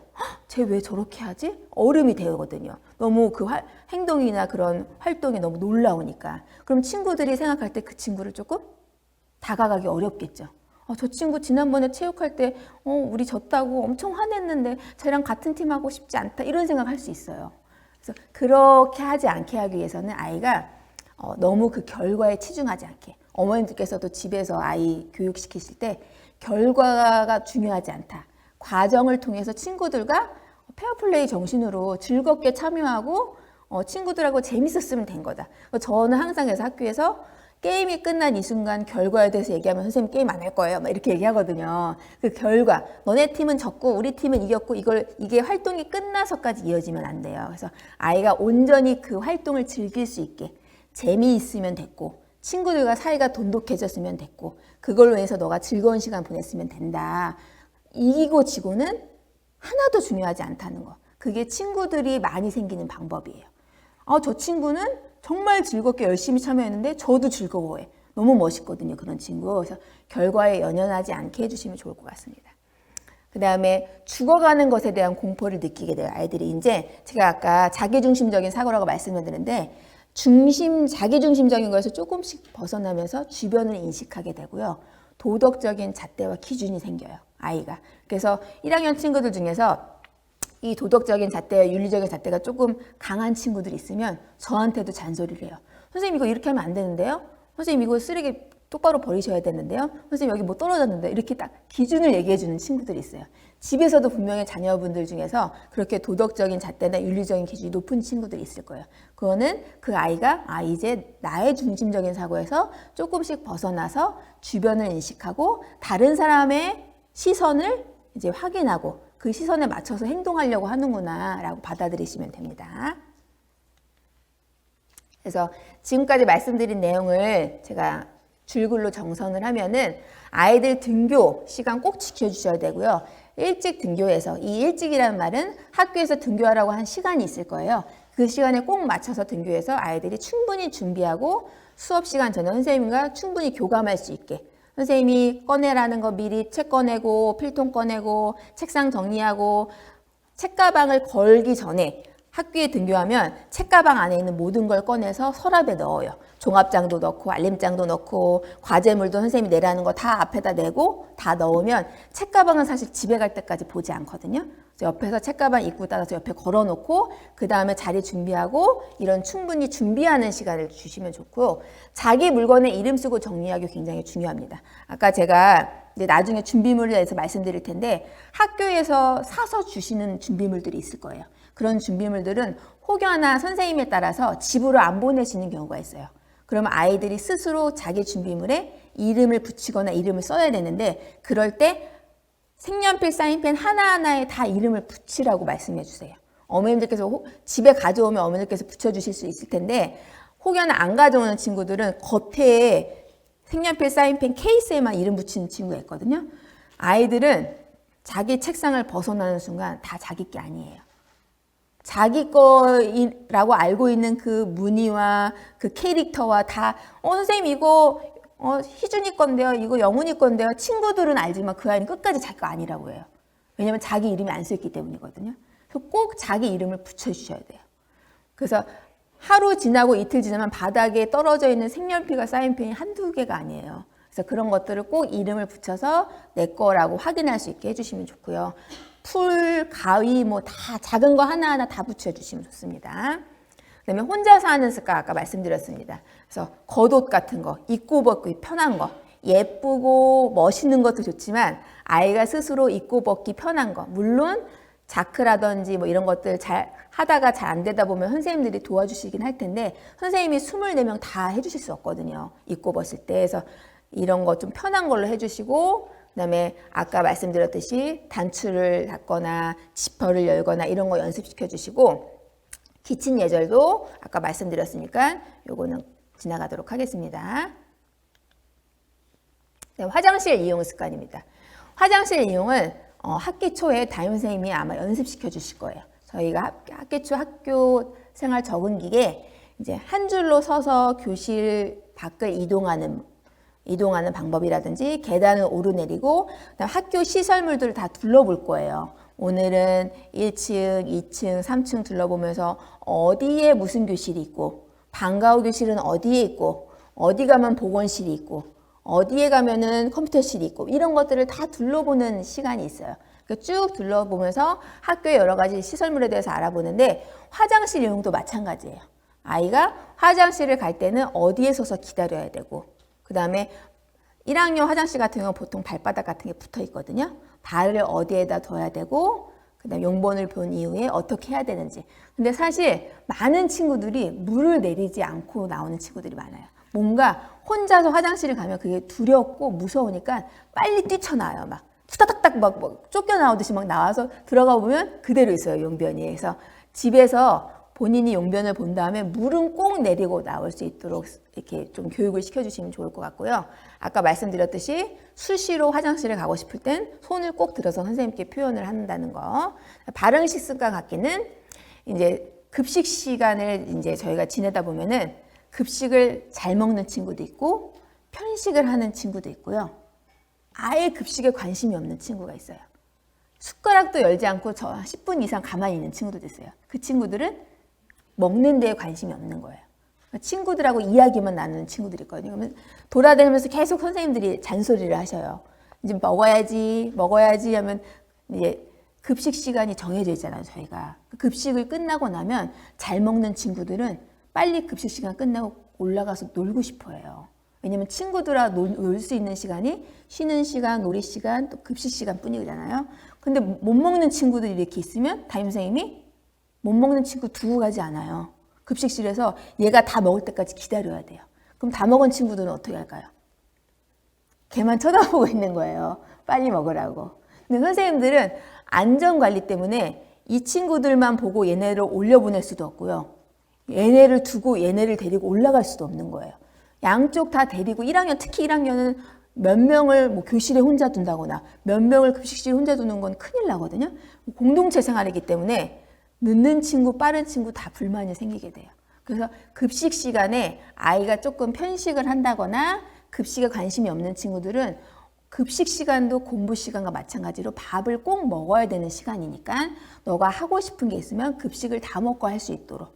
그래서 아이가 급식 시간이 딱 됐을 때 물론 새로운 음식에 조금 두려워하거나 거부감이 있는 친구들은 뭐 하나만 먹어본다거나 오늘은 하나만 도전해볼까? 뭐 2개를 엄마 못 먹어본 음식이 3개가 나왔는데요. 하나만 먹어봤어요.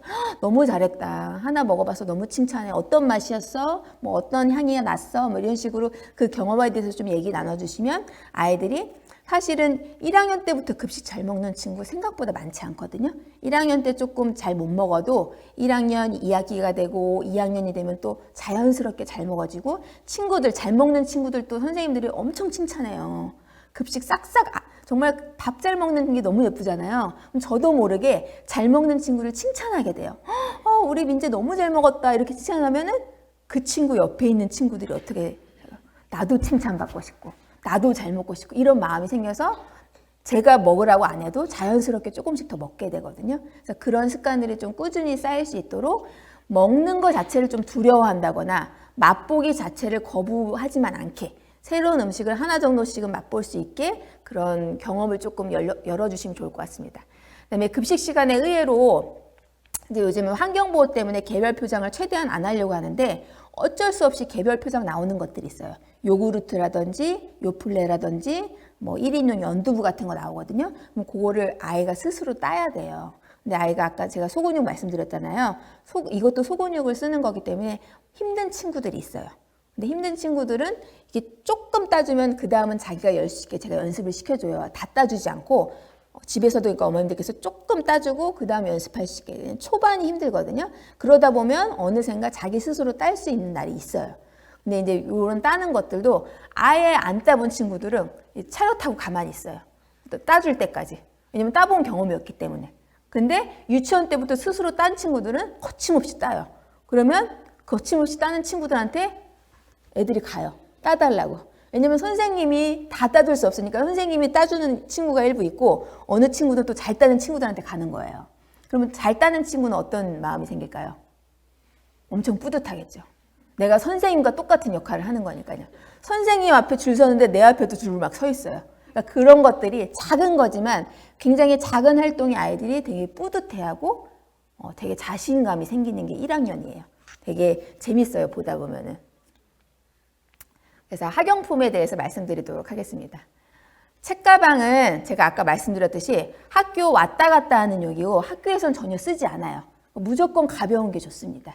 그리고 멋있는 책가방 준비해 주신다고 뚜껑을 막 이렇게 열고 덮는 막 이렇게 약간 옛날식 책가방 있잖아요. 약간 네 그렇게 멋있는 책가방 굉장히 불편해요.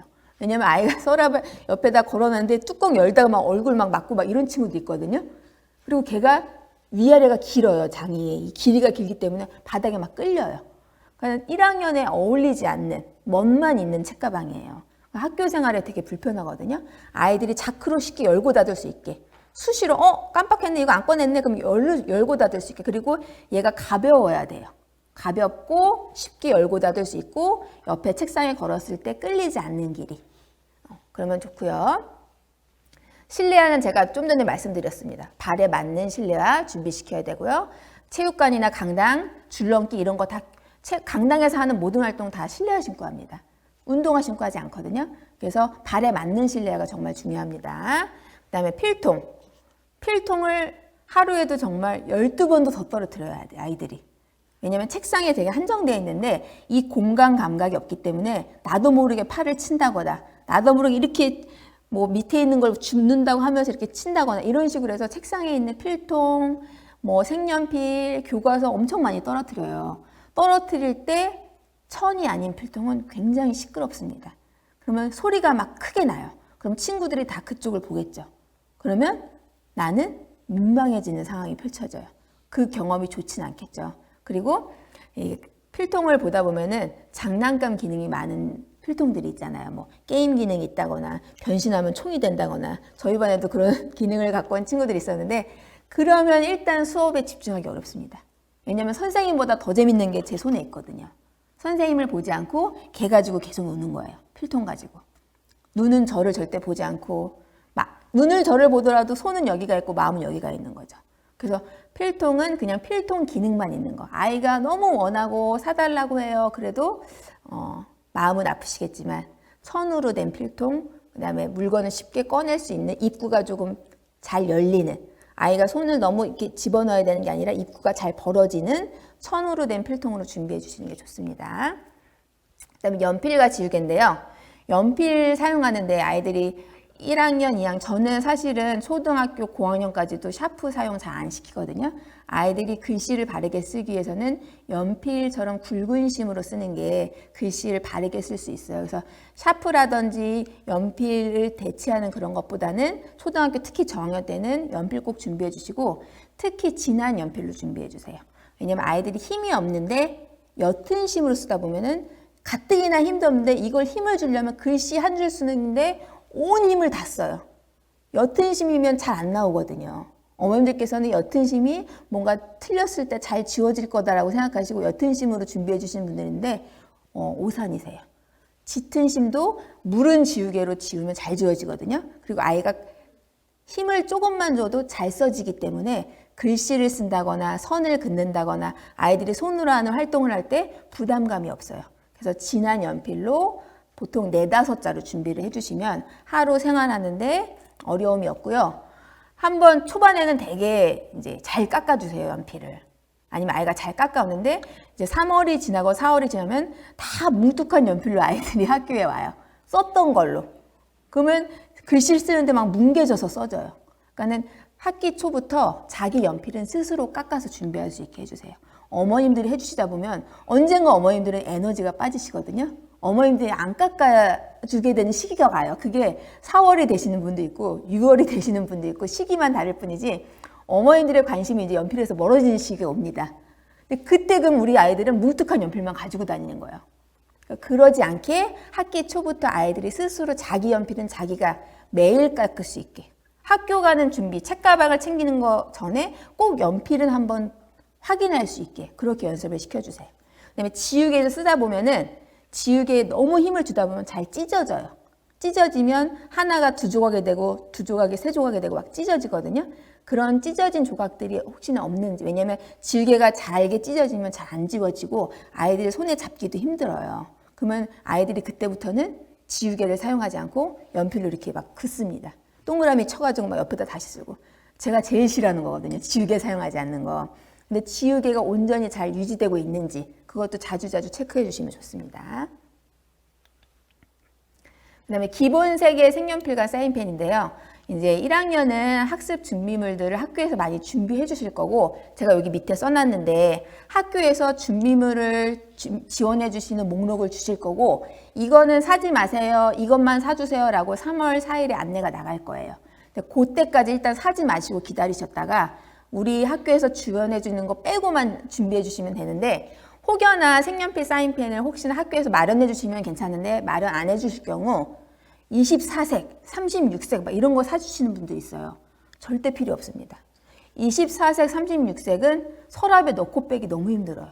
아이가 그걸 관리하기가 너무 힘들고 또 쏟아질 경우 내 친구는 12개만 쏟아지는데 저는 24개, 36개가 쏟아지는 거예요. 너무너무 힘들어요. 그리고 그렇게 많은 색깔이 필요하지도 않습니다.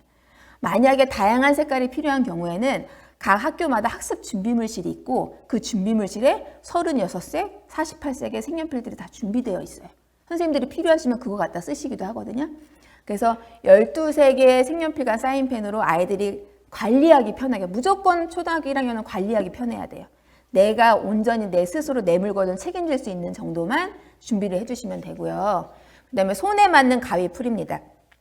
가위 같은 경우는 1학년 보통 안전가위 많이 준비해 주세요. 이렇게 넓적하고 이렇게 안전가위 잘 잘리지 않아요. 그래서 안전가위는 막 하다 보면 승질급한 애들은 그걸로 막 찢어요. 이게 잘 안 잘리니까. 그래서 저는 안전가위 준비해달라고 말씀 안 드리거든요. 그냥 가위 중에서 작은 크기의 가위고 끝이 뾰족하지 않은 가위들이 잘 나와요. 아이들이 쓸 수 있게. 작은 크기의 끝이 뾰족하지 않은 일반 가위, 우리 아이 손가락이 들어가는 걸로 준비해 주시면 좋고요. 풀, 네, 중간 크기의 딱풀 준비해 주시면 됩니다. 신고 벗기 편한 신발 아까 말씀드렸듯이 아이들이 체육 강당을 가는 건 괜찮은데 우리 학교 텃밭을 한번 돌아본다든지 1학년, 2학년 같은 경우는 텃밭 같은 거 자연 관찰을 많이 하기 때문에 우리 학교에 가운데 뜰이 있거나 텃밭이 있거나 하면은 실내화를 갈아 신고 나가서 하기도 하고 또 통합교과 시간에 즐거운 생활 시간에는 운동장 놀이를 많이 하거든요.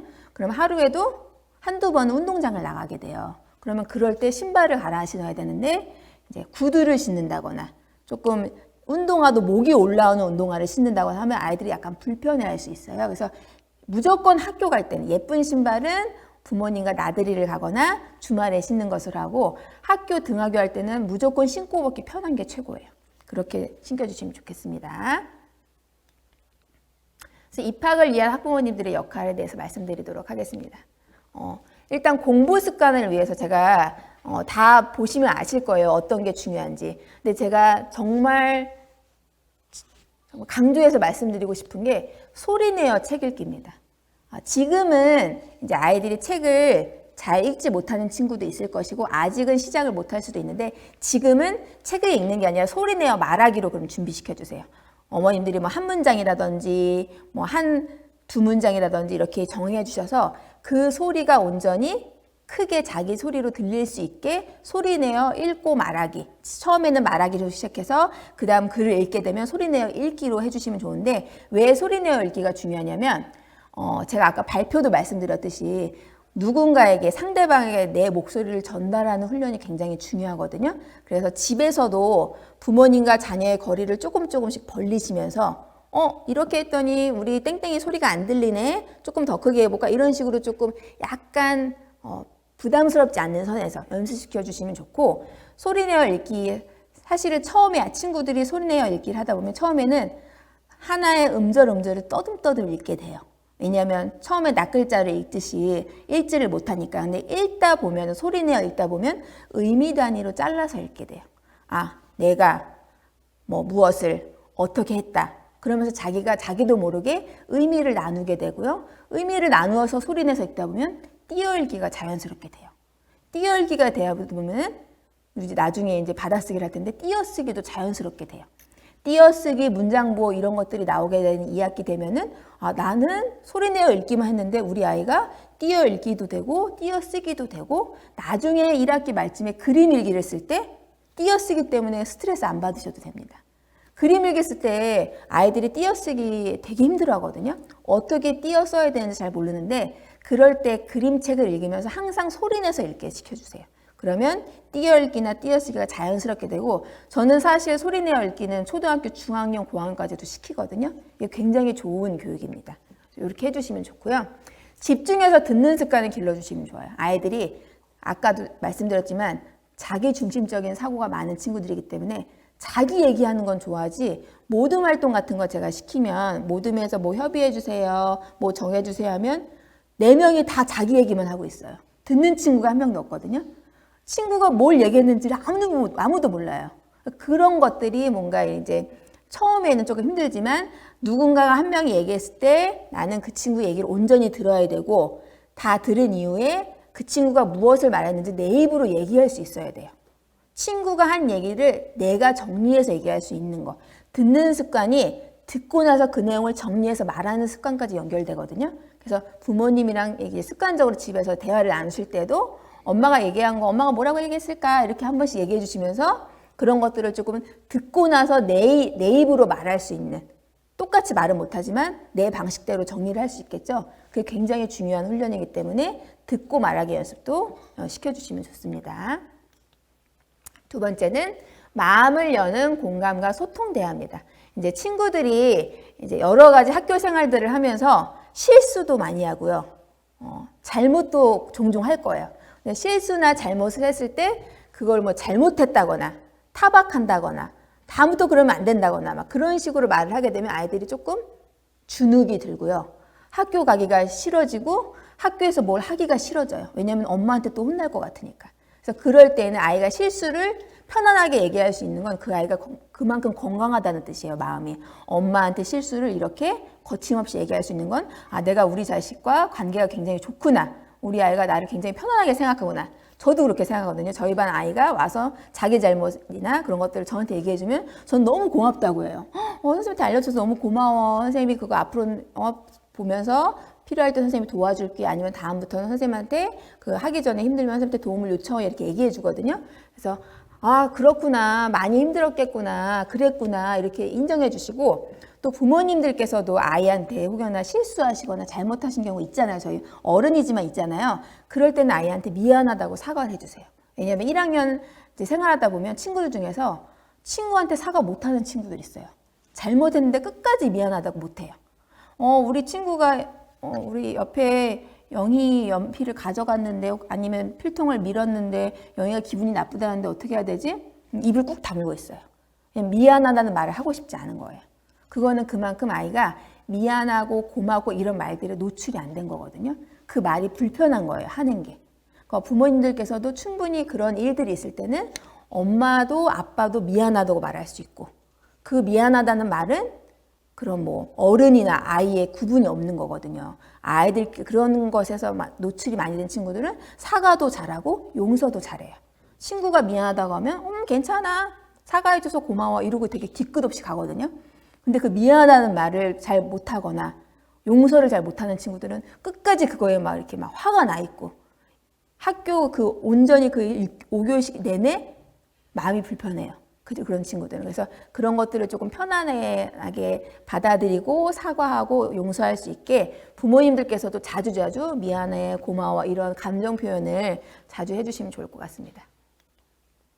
세 번째는 친구 맺기를 위한 교우관계 지도법이에요. 그래서 아이들이 친구들과 관계만 좋더라도 사실 학교 생활은 성공한 거거든요. 그래서 제가 좀 전에 말씀드린 게 반복되는 것도 있는데 자기 잘못을 인정하고 사과하는 거, 흥분하지 않고 침착하게 대처하는 거, 그다음에 가장 중요한 건 폭력은 절대 정당화될 수 없다는 겁니다. 아이들이 학교 생활을 하다 보면 자기 기분이 나쁘거나 속상할 때 행동이 먼저 나가는 친구들이 있어요. 내가 속상하니까 이게 정당화될 수 있다고 본인들이 생각하는 거거든요. 근데 부모님들께서도 얘기를 꾸준히 해주시고 학교에서도 담임 선생님들께서 이 얘기는 계속 해주실 거예요. 폭력에 대해서는 절대 하면 안 되고 친구가 나에게 속상한 행동을 하거나 기분 나쁜 행동을 했을 때는 그 친구에게 먼저 표현을 하고 그게 안 되면 선생님한테 도움을 요청해라. 너가 스스로 폭력을 행사하면 너도 똑같이 잘못한 게 된다. 그래서 저희가 3월 달에 사실은 경계 교육 많이 하거든요. 선생님들이.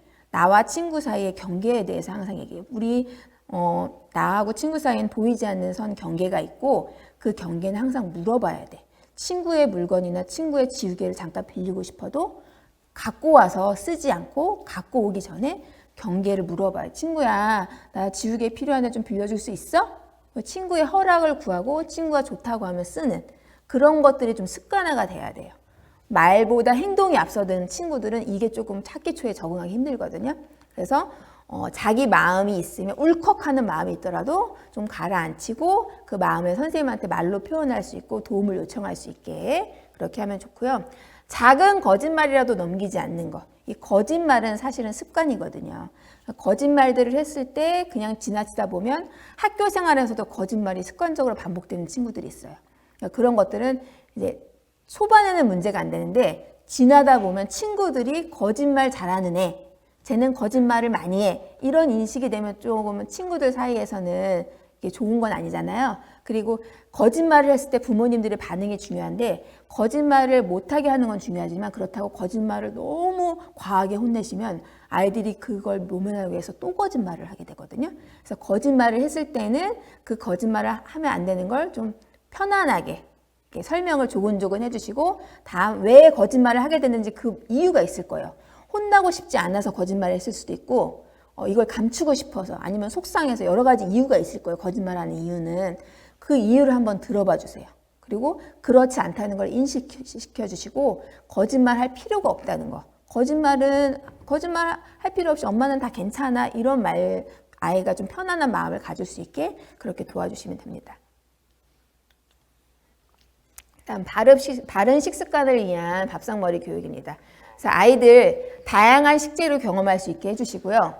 정해진 시간에 먹는 연습, 이거 되게 제가 좀 전에도 말씀드렸잖아요. 그래서 유튜브를 보거나 TV를 보면서 밥 먹는 습관이 제일 안 좋습니다. 사실은. 뭔가를 보면서 먹으면 먹는 속도도 더뎌지면서 아이들이 먹는 거에 온전히 즐길 수 없거든요. 그거 온전히 빠질 수 있게 뭔가를 보면서 먹지 않게 책을 보면서 먹는 것도 사실은 좋은 습관은 아니에요. 그래서 밥 먹는 거에 온전히 밥만 딱 먹고 그 다음에 그 밥상을 치우고 할 수 있게 그런 연습 시켜주시면 좋고요. 그 다음에 학교에 가면은 급식실에 이제 1학년부터 6학년까지 같이 쓰는 숟가락과 젓가락이 있습니다. 그 숟가락과 젓가락은 어른용에 가까워요. 그래서 보통 1학년 친구들은 그 크기가 좀 부담스러워서 자기 숟가락 젓가락을 챙겨오는 친구들이 많고 젓가락질이 아직 익숙하지 않은 친구들은 유치원 때 썼던 그 에디슨 젓가락처럼 그런 거 사용하는 친구들도 있어요. 3월달 학기 초에는. 그래서 아이들이 젓가락질이 너무 부담스러워서 급식 시간이 싫어지면 안 되거든요. 젓가락을 다른 걸로 바꿔주더라도 급식 시간이 편안해야 돼요. 이 도구는 사실 아이들 편한 거에 맞춰주셔도 됩니다. 그래서 급식 시간에 온전히 편하게 밥을 먹을 수 있도록 아이한테 의견을 물어봐 주시고 어떤 젓가락과 숟가락을 싸주는 게 좋은지 아이 의견 충분히 들어주시고 준비해 주시면 좋겠습니다. 그다음에 식사 예절 지키며 먹는 습관인데요. 급식을 먹고 나면은 그 친구를 보면 그날 급식이 뭐가 나왔는지를 알 수 있는 친구가 있어요. 이게 입 주변에 온갖 걸 다 묻히고 닦지 않는 친구들이 있거든요. 자기는 아무렇지 않게 막 교실로 올라와요. 근데 제가 볼 때는 너무너무 이게 닦아주고 싶거든요. 그래서 급식을 먹고 나면은 자기 입은 자기가 닦고 자기 급식판 주변에 떨어진 음식물은 자기가 닦을 수 있게 연습을 시켜주세요. 그래서 저희가 급식 시간에 보통 자그마한 물티슈, 조그마한 휴지 같은 거 준비하거든요. 그래서 급식 먹고 나서 이렇게 자기 입 한번 닦을 수 있게 해주시면 좋겠습니다. 다음은 학부모의 학교 참여입니다. 학부모님들이 학교에 참여할 수 있는 방법들이 여러 가지가 있는데 그거에 대해서 이제 간단하게 설명을 드리겠습니다. 첫 번째는 학교에 대해서 의견을 제시하실 수 있어요. 두 번째는 학교의 여러 가지 활동을 모니터링 하실 수 있고요. 세 번째는 학부모 교육에 참여하실 수 있습니다. 네 번째, 자원봉사와 재능 기부를 통해서도 참여하실 수 있어요. 요 세부적인 것들을 이제 설명을 해드리겠습니다. 학교 운영과 관련해서 학교의 어떤 것들을 보시고 의견을 제시하고 싶으실 때가 있어요. 그럴 때에는 학부모회를 통해서 의견을 내실 수 있어요. 학부모회라는 건 모든 부모님들이 그 학교의 학부모회가 되거든요. 그 학부모 회원이시고 우리 학급 대표 학부모 대표가 있어요. 우리 학급을 대표하는 한 분이 계실 거예요. 그럼 그분에게 어머님의 의견을 제시하실 수 있어요. 그럼 그분이 전체 학부모 회의를 할 때 우리 학급에 이런 의견이 나왔어요. 이런 거에 대해서 한번 논의를 해봐요. 라고 토론거리로 제시하실 수 있고 그런 거에 대해서 긍정적인 어떤 결과물을 또 만들어내실 수 있거든요. 그래서 학부모회를 통해서 어머님들이 본인의 의견을 제시하실 수 있고 학부모회라는 건 제가 아까 말씀드렸듯이 전체 학부모를 대상으로 하는 기구이기 때문에 법정 기구입니다. 그래서 학교 운영할 때 정식적으로 공식적으로 어머님들이 의견을 낼 수 있는 기구로서 학부모회가 있다는 거 알아두시면 좋을 것 같고요. 두 번째는 학교 모니터링 방법이 있는데 이 모니터링이라는 건 어려운 게 아니고 어머님들이 제가 말씀드렸던 공개 수업 있죠. 학교에 공식적으로 방문할 수 있는 날.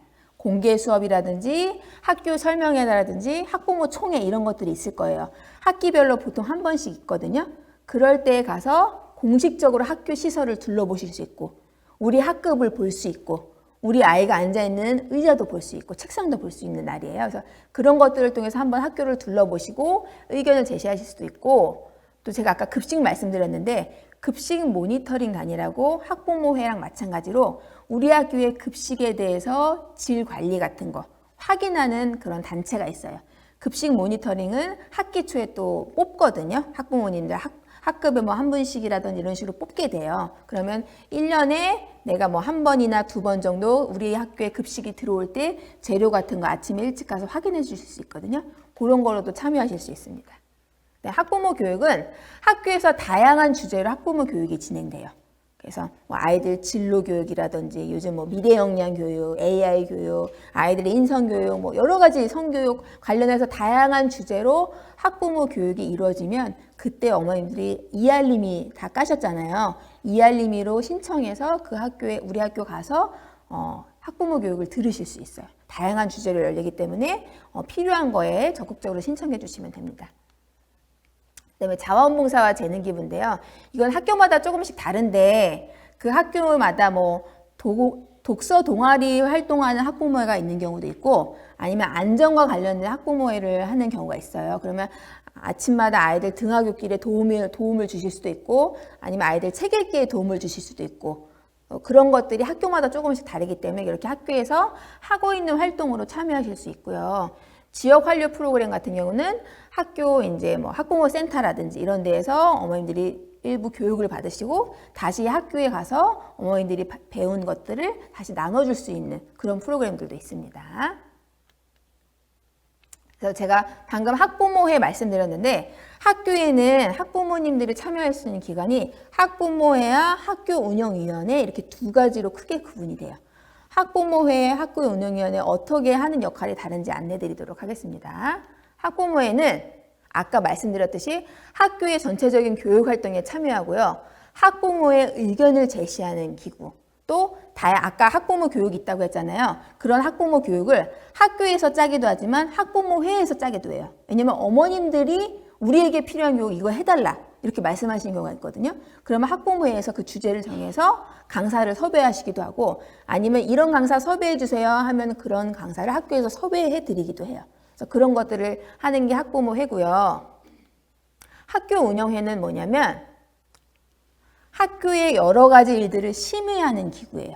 그래서 학교 운영회는 교사위원, 학부모위원, 지역위원 이렇게 교사, 학부모, 지역의 대표들이 모여서 우리 학교의 여러 가지 일들을 심의합니다. 심의가 뭐냐면 예를 들어서 학교 규칙이라든지 교과서 선정이라든지 뭐 현장 체험 학습 이런 것들을 학교 선생님들이 다 운영하시고 회의하시고 결정하시잖아요.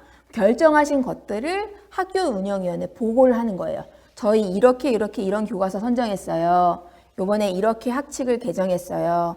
이렇게 현장 체험을 가려고 합니다. 그러면 학교 운영위원회에서 그걸 보시고 저 차에 맞게 하셨는지 확인하는 기구라고 알고 계시면 될 것 같습니다.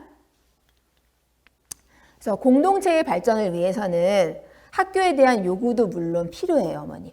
학교가 좋은 방향으로 발전하려면 개선하면서 저희가 발전하잖아요. 요구도 필요하지만 그 요구보다도 응원과 지지가 먼저 되셨으면 좋을 것 같고 학교에 대한 요구를 하실 때에는 학교 절차에 맞게 하시면 좋겠습니다. 학교에 어떤 학부모님들의 의견을 들을 때에는 그 듣는 창구에 대해서 학교에서 안내를 해주세요. 어떤 식으로 의견을 주시라고 보통 학부모회가 되긴 할 텐데 학교 절차에 맞게 올바른 표현 방법으로 의견을 제시해 주시면 좋겠습니다. 그러면 학부모 상담 말씀드리겠습니다.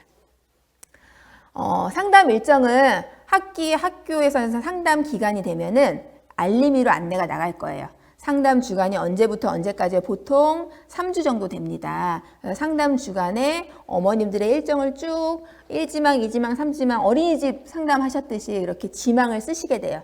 근데 그 1지망, 2지망, 3지망 쓰시면 이제 1학년 같은 경우는 사실 24명이면 24분 다 신청하시거든요. 그러니까 24분의 시간을 다 타이트하게 잡아 놓으세요, 선생님들이. 그러면 보통 아이 한 아이당 20분 정도 이렇게 하시면 20분 그다음에 그 다음 아이 이렇게 딱 잡아 놓으시기 때문에 시간을 꼭 지켜주셔야 됩니다.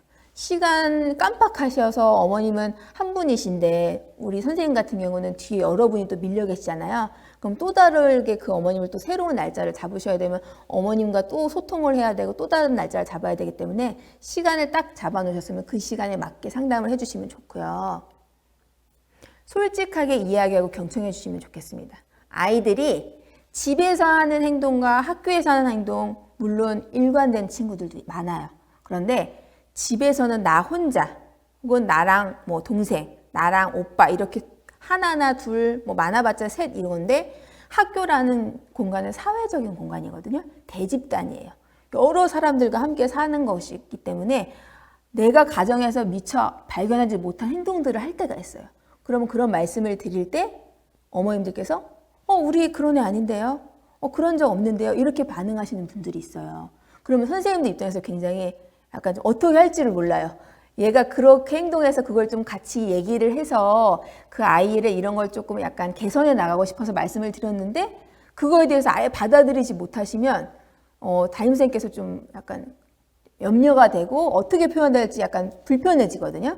그래서 선생님이 뭔가 말씀하셨을 때 그게 놀라운 일일 수도 있고 약간 걱정되실 수도 있어요. 그 내용이. 그러면 그거에 대해서 어머님들께서 어떤 상황에서 그런 일이 펼쳐졌고 우리 아이가 그때 어떤 행동을 했고 어떤 말을 했는지 자세히 여쭤보시고 선생님한테 도움을 요청하세요. 그럼 선생님이 분명히 도와주실 거예요. 그렇게 했더니 어머니 좀 나아졌어요. 그 전에 이렇게 했더니 조금 감정 표현이 격해지더라고요. 그래서 다음번에 이렇게 해보려고 해요. 이런 식으로 선생님이 도움을 주실 것이기 때문에 선생님과 소통하실 때 조금 마음을 여시고 소통하시기를 바랍니다.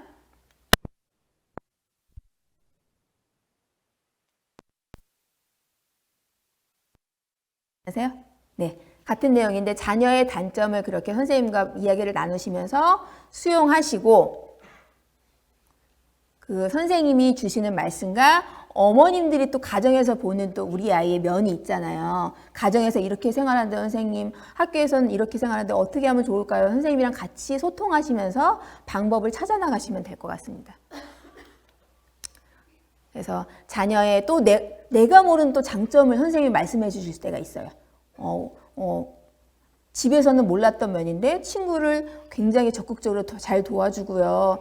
제가 무거운 걸 들고 갈 때 우리 영희가 와서 무거운 거 선생님 제가 도와드릴게요 하고 저를 너무 많이 도와준다. 그러면 그런 거 들으셨을 때는 또 집에 가서 우리 자녀한테 폭풍 칭찬을 해주시면 돼요. 집에서는 엄마는 몰랐는데 학교에서 그렇게 잘한다며 열심히 한다며 그러면 그 아이가 또 신나서 더 열심히 학교 생활을 할 수 있겠죠. 그래서 학급마다 소통 창구가 되게 다양합니다. 이거는 학교에서 정해주지도 않고요. 학년에서 공통적으로 정하기도 하지만 정하지 않는 경우도 많아요.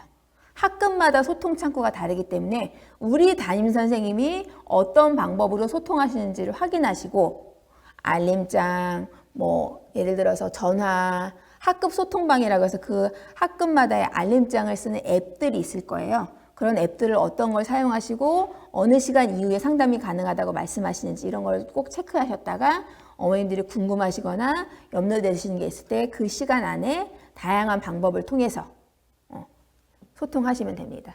이렇게 정해진 방법과 서로 간에 이렇게 미리 약속된 방법으로 소통을 하면 서로 간의 신뢰는 쌓일 거라고 저는 생각을 합니다. 그래서 학부모 교사의 신뢰관계 형성을 위해서 언제든지 서로의 의견을 경청하고 존중하는 태도가 가장 중요하다고 생각합니다. 그래서 마지막으로 이제 알아두면 좋은 정보를 간단하게 몇 개 말씀드릴 건데 제가 아까 그 교육감님 영상에서 학생생활지도 고시도 나왔잖아요. 그 내용이랑 학교폭력 몇 가지 간단하게 중요한 내용만 말씀드리도록 하겠습니다. 교원의 학생생활지도 고시라고 해서 작년 9월 달에 이제 새로 생긴 건데요. 이거는 교육 3주체의 서로의 권리를 보호하기 위해서 생긴 겁니다. 선생님의 수업권뿐만 아니라 대부분 학생의 학습권을 보호하기 위해서 생긴 제도고요. 그래서 교원의 학생생활지도에 관한 고시에 의해서 학교 규칙이 다 재개정이 되었어요. 대부분의 학교에서.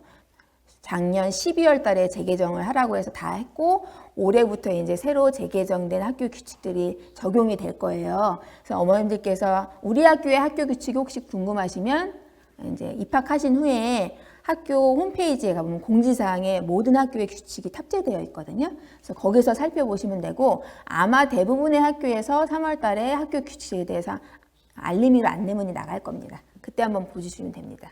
그래서 이 교원의 학생생활지도에 관한 고시에 의하면 선생님들은 수업에 방해되는 학생을 분리할 수 있는데 그 분리라는 게 처음부터 분리하는 건 아닙니다. 1호, 2호, 3호, 4호 이 순서가 정해져 있고요. 그 순서에 따라서 한 번은 하지 말라고 얘기하고 책상을 이쪽으로 옮겼다가 그 지도 순서가 있어요. 그 순서에 따라서 최종적으로 이렇게 했는데도 안 될 경우에는 교장 선생님과 교장실에서 수업을 한다거나 이런 식으로 학생을 교실이라는 공간에서 분리해서 지도할 수 있다는 규칙이 생긴 겁니다. 그래서 학부모님들께서는 이런 내용이 있다는 걸 좀 미리 알아두시면 좋고요. 학생들 같은 경우에는 대부분의 학교에서는 수업 중에 휴대전화 사용할 수 없게 합니다. 휴대전화를 사용할 수 있는 그 조건은 수업 중에 활용한다든지 긴급하게 부모님께 연락을 드려야 할 때, 방과 후에 학교 내에서 수업 중에 휴대폰을 사용할 수 없는데 만약에 휴대폰을 사용했어요. 그럴 때 휴대폰을 어떻게 하겠다라는 것도 다 학칙으로 정해져 있어요. 학교마다 다 다릅니다. 그래서 그 학교는 우리 학교는 어떻게 하는지도 한번 학칙 보시면서 휴대폰 관리는 어떻게 하지 이런 것도 한번 살펴보시면 좋을 것 같습니다. 그 다음 학부모님들께서는 상담과 관련해서 상담 요청하실 수 있고 상담을 예약해서 대면 상담 같은 것도 충분히 선생님과 약속된 거에 의해서 요청하실 수 있습니다. 그리고 마지막에 아까 제가 학생 분리 조치한다고 했잖아요. 분리를 했는데도 이 학생이 분리에 응하지 않거나 그러니까 소란을 피거나 분리 지도에 따르지 않는 친구들은 가정학습을 할 수 있게 한다는 게 학생생활지도 고시에 있습니다. 그래서 그런 아이 같은 경우는 며칠 동안 집에서 부모님께서 같이 집에서 학습을 시켜주셔야 된다라는 조항까지 있는 거거든요. 그 내용도 있다는 거 알아두시면 좋을 것 같습니다. 그다음에 학교폭력 말씀드릴게요. 학교폭력은 학교 내외에서 학교 안뿐만이 아니라 학교 밖에서도 학교폭력이에요. 왜냐하면 학생을 대상으로 한 거는 다 학교폭력입니다. 학생이 피해자일 경우는 다 학교폭력이에요. 그래서 우리 아이가 신체적으로 정신적으로 어려움이 처해 있으면 바로 신고하시기보다는 그것과 관련된 주체, 만약에 학원에서 있었던 일이면 학원 선생님께 전화를 해보시고 방과후 시간에 있었던 일이면 방과후 선생님께 혹은 학교 우리 쉬는 시간에 있었던 일인데요. 그럼 담임 선생님께 한번 사실 확인을 먼저 해주세요. 왜냐하면 우리 아이의 말도 물론 신뢰를 하고 중요하지만 선생님이나 제3자 상대방의 이야기도 한번 들어보고 나서 그리고 나서 이제 신고를 해도 늦지 않거든요. 그래서 선생님이나 그 해당하는 관련하는 어른들께 먼저 전화를 해보고 사실 확인을 해보시고 아 우리 아이가 너무 심정적으로 힘들고 이건 어려운 일이다. 그러면 학교폭력으로 접수하시는 건 사실 어렵지 않아요. 담임 선생님 통해서 접수하셔도 되고 학교에 생활부장님이라고 계세요. 생활부장님을 통해서 저 신고하겠습니다라고 접수하셔도 됩니다. 그래서 학교폭력은 신체폭력, 뭐 경제적인, 정서적, 언어적, 사이버폭력 여러 가지 유형이 있는데 요즘은 가장 많이 좀 문제가 되는 게 사이버폭력이에요. 사이버폭력은 이제 아이들이 이제 휴대폰 사용을 많이 하면서 특히 고학년 아이들한테 많이 일어나는 건데 카톡이라든지 대화방, SNS 뭐 이런 거 많이 하잖아 아이들이. 그러면서 친구들을 뭐 초대를 하고 초대했는데 그 친구만 남겨놓고 다 나간다거나 아니면 그 친구 초대해서 그 친구에 대해서 나쁜 말을 막 쓴다거나 뭐 이런 것들이 있는데 사이버 폭력의 가장 위험한 건 다 기록이 남는다는 거예요. 사이버 폭력에 가담한 친구들은 내가 했던 말 나는 지우지만 상대방한테는 다 남아있거든요. 그래서 사이버 폭력이 심의위원회를 갔을 때 징계가 높게 나와요. 왜냐하면 다 증거가 있기 때문에. 그래서 아이들이 온라인상에서의 대화를 할 때 내가 뭔가 가려져 있거나 내가 모른다고 내가 나 이 정도는 남겨놓을 수 있지라고 쉽게 생각해서 자기가 거침없는 말들을 남기는 경우가 있는데 굉장히 조심해야 돼요. 사이버 폭력은. 그래서 내가 그 사람의 입장에 됐을 때 이 댓글을 읽었을 때 어떤 기분이 들지 어떤 마음이 들지를 항상 아이들은 상대방의 입장이 되어보는 게 사실 쉽지 않거든요. 그래서 1학년 국어 교과서에서는 역할극을 많이 해요. 그 이유가 내가 내 입장만이 아니라 상대방의 입장이 되어보는 게 사실 역할극만큼 좋은 게 없는데 일상생활에서 하기는 쉽지 않잖아요. 그래서 어머님들께서는 평상시에는 책을 같이 읽으면서 그림책 제가 아까 말씀드렸듯이 책의 어떤 주인공의 입장에 대해서 한번 생각해 볼 수 있게 하는 것이 평상시에 친구와의 불미스러운 일이 안 일어날 수 있는 그런 팁이라고 생각합니다. 그래서 폭력이 신고가 되면은 학교 폭력 사안 접수가 되면은 이런 4가지 요건을 학교에서 확인하게 됩니다. 2주 이상의 진단서가 발급되었냐, 재산상 피해가 있는지, 지속적인 건지 아니면 보복행위인지 이 4개 중에 하나라도 해당이 되면 심의위원회에 가게 돼요. 심의위원회는 교육청에 있는 학교폭력을 심의하는 전담기구거든요. 근데 이 4가지 해당이 안 되는 경미한 사안이면 학교 안에서 전담기구라는 것에서 자체 해결을 합니다. 그래서 요 4가지 사항에 해당이 되면은 교육청으로 가게 되고요. 4가지 사항에 해당이 안 되면 학교장 자체 해결로 전담기구에서 하게 되는데 만약에 내가 피해자인데 이 4가지 사항에 해당이 안 돼요. 근데 나는 너무너무 속상하고 우리 아이가 너무너무 힘들어요. 그러면 동의서를 학교장 자체 해결에 동의한다라는 동의서가 있는데 동의서를 사인 안 하시면 바로 심의위원회로 넘어가실 수도 있어요. 그 심의위원회로 가지 않는 건 피해자와 피해자 학부모님이 동의한다는 전제하거든요. 그래서 여기서의 동의서까지 확인이 되면 학교장 자체 해결로 넘어가게 됩니다. 그 다음은 기초학력 말씀드릴게요. 제가 아까 2022 개정교육과정 하면서 한글 교육이 이제 34시간 늘어났다고 했잖아요. 그만큼 이제 서울시에서는 기초 기본교육, 한글 교육, 문해력 이거 굉장히 중요하게 생각하고 기초학력 보장을 수년 전부터 지속적으로 많이 확대하고 예산도 늘리고 엄청 열을 쏟고 있어요. 그만큼 우리 아이들의 기초학력을 보장하려고 노력하고 있는데 매년 학기 초가 되면은 진단 활동을 합니다. 보통 3월 달 둘째 주에서 셋째 주 사이에 많이 해요. 2학년이 되면 1학년 때 배운 거 가지고 하고요. 3학년이 되면 2학년 때 배운 거 가지고 해요. 그래서 보통 저학년들은 국어, 수학 이런 거, 국어는 뭐 읽기 쓰기가 되겠죠. 읽기 쓰기, 수학은 세마기 이런 교과목을 가지고 하고, 고학년 같은 경우는 영어까지도 기초학력을 활동을 하거든요. 근데 1학년 같은 경우는 저희는 아직 배운 게 없잖아요. 그래서 1학년 진단활동은 보통 1학기 말쯤에 7월쯤에 해요. 그래서 1학기 말쯤 7월쯤에 1학기에서 3월, 4월, 5월, 6월 달에 배운 거를 가지고 7월쯤에 진단활동을 하게 됩니다. 진단활동을 하면은 선생님이 이 친구 같은 경우는 조금 도움이 필요한 친구예요 라고 이렇게 진단이 되면 그 친구를 위해서 여러 가지 연계를 해주십니다. 그래서 지원을 해주시는데, 그 지원하는 게 교실 안에서, 학교 안에서 하는 지원이 있고 학교 밖 자원을 통해서 하는 지원이 있어요. 학교 안에서는 협력 강사님이 들어오시는 학교들이 많으세요. 특히 1, 2학년 같은 경우는 2023학년도까지는 모든 학교에서 1, 2학년 협력 강사님이 들어가셨거든요. 협력 강사님은 뭐 하시냐면은 담임 선생님이 이렇게 주도적으로 앞에서 수업을 하시잖아요. 그러면 뭐 하다못해 책을 못 피는 친구 책 펴주는 거에서부터 더하기 빼기 같은 거 할 때 교구 가지고 하는데 그 교구를 잘 움직이지 못하는 친구, 글씨를 쓸 때 자세를 바르지 잡지 못하는 친구 하나하나 다 교정해 주시는 도움 선생님이거든요. 이 선생님들이 학교마다 학급마다 좀 다르긴 한데 뭐 국어 수학 시간에 나눠서 들어오시는 학교도 있고 수학 시간에만 들어오시는 경우도 있고 학교마다 다릅니다. 그 다음에 학교 내 종합적인 지원은 아까 제가 진단활동 말씀드렸잖아요. 진단활동을 통해서 이 친구는 지원이 필요하다라고 이제 학교에서 확인이 된 친구들은 이제 그 학생을 위한 맞춤형 프로그램을 제공합니다. 예를 들어서 방과 후에 우리 아이들 방과 후 활동도 가고 돌봄 교실도 가잖아요. 근데 이런 친구들 같은 경우는 선생님이 전화해서 우리 땡땡이 학교 끝나고 뭐 월요일, 수요일은 국어랑 수학 방과 후 프로그램 있는데 신청하시겠어요? 그러면 이 소그룹 활동으로 그 아이를 위해서 강사를 따로 뽑아요, 저희 학교에서. 그래서 방과 후 학습 지원 강사 뽑아서 그 선생님이 1대1이든 1대2든 시간표를 다 잡아가지고 그 아이들을 지원해 주거든요. 근데 특히 저희 반에도 난독 친구도 있었고 한데 한글 학습이 좀 더딘 친구도 있었고 한데 1, 2학년 때 이렇게 맞춤형 프로그램 지원을 받으면 아이들이 엄청 많이 좋아져요. 특히 저학년 때. 그래서 이렇게 지원을 해주시면 만약에 초반에 우리 아이 좀 한글 학습이 늦는데 속상하다, 조금 이런 거 학교에서 뭔가 지원해 주는 게 좀 부끄럽다 이렇게 생각하시는 부모님 혹여나 계실 수 있는데 그거는 정말 잘못된 생각이세요.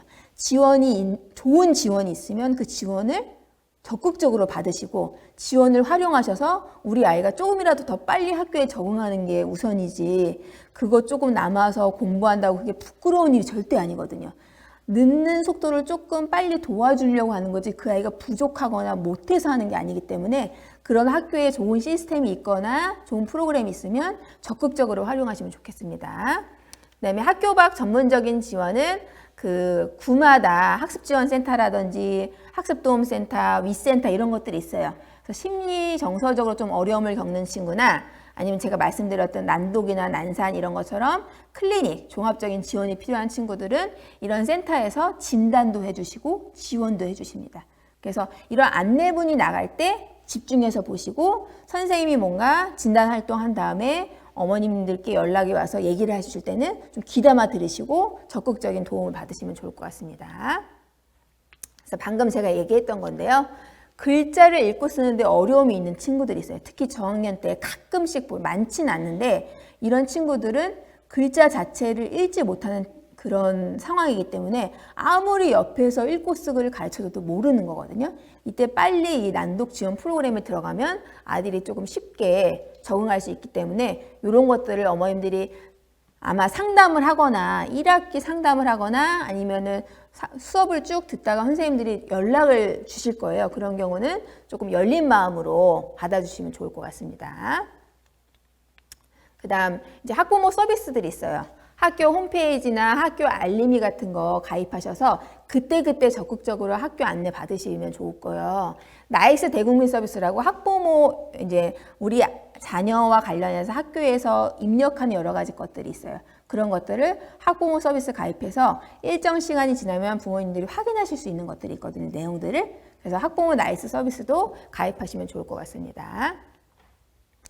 서울시 교육청에 여러 가지 소통 플랫폼도 있고요. 그래서 정책적으로 바뀌는 것들, 특히 올해는 2022 개정교육과정이잖아요. 그래서 개정교육과정을 통해서 학교 어떤 시스템이라든지 학교 제도라든지 제가 말씀드렸던 아까 학생생활지도 고시라든지 이런 것들은 전체적으로 또 학교에서 설명도 해주지만 서울시교육청 플랫폼에 들어가면 또 다양한 설명 프로그램들이 굉장히 좋은 게 많기 때문에 그런 것도 살펴봐 주시면 좋을 것 같습니다. 말씀드렸던 학부모 지원센터에서도 여러 가지 좋은 프로그램들이 있고 교육이 있기 때문에 수시로 확인하셔서 도움 받으시면 좋을 것 같고요. 기타 Q&A 몇 가지 말씀드리고 마무리 짓도록 하겠습니다. 자, 어머님들이 이 질문 같은 거 써주신 거 보면은 우리 아이 학교 적응 잘하려면 어떻게 해야 돼요? 적응이라는 말이 가장 많았거든요. 우리 아이가 적응하려면 어떻게 해야 되냐. 사실 적응은 시간이 약이라고 제가 말씀드렸잖아요. 어떻게 빨리 적응할 수 있는 방법은 사실은 없어요. 일관되게 지속적으로 아이가 규칙적으로 생활할 수 있도록 끈기 있게 어머님들이 도와주셔야 돼요. 잠깐, 뭐 며칠, 일주일 이렇게 해서 적응할 수는 사실 없거든요. 아이가 학교 생활을 1년 내내, 2년, 장기적으로 초등학교 생활 6년 내내 아이가 잘했으면 좋겠잖아요. 그러면 집에서도 그런 생활 습관을 지속적으로 가져가셔야 돼요. 일찍 일어나고 자기 스스로 하고 숙제는 자기가 싸고 선생님께 자기가 제출하고 이런 일련의 과정들을 아이가 몸으로 체득할 수 있게 습관화해 주시는 게 가장 좋고요. 흥분하지 않고 감정을 침착하게 표현하는 방법. 아이들이 흥분 많이 하거든요. 자기 감정에 막 취해가지고 막 표현이 좀 과한 친구들이 있어요. 그런 친구들은 일단 감정을 자기 스스로 다운시킬 수 있게 시간을 주셔야 돼요. 그리고 아이가 왜 이렇게 속상하고 흥분했는지를 잘 들어봐 주셔야 돼요.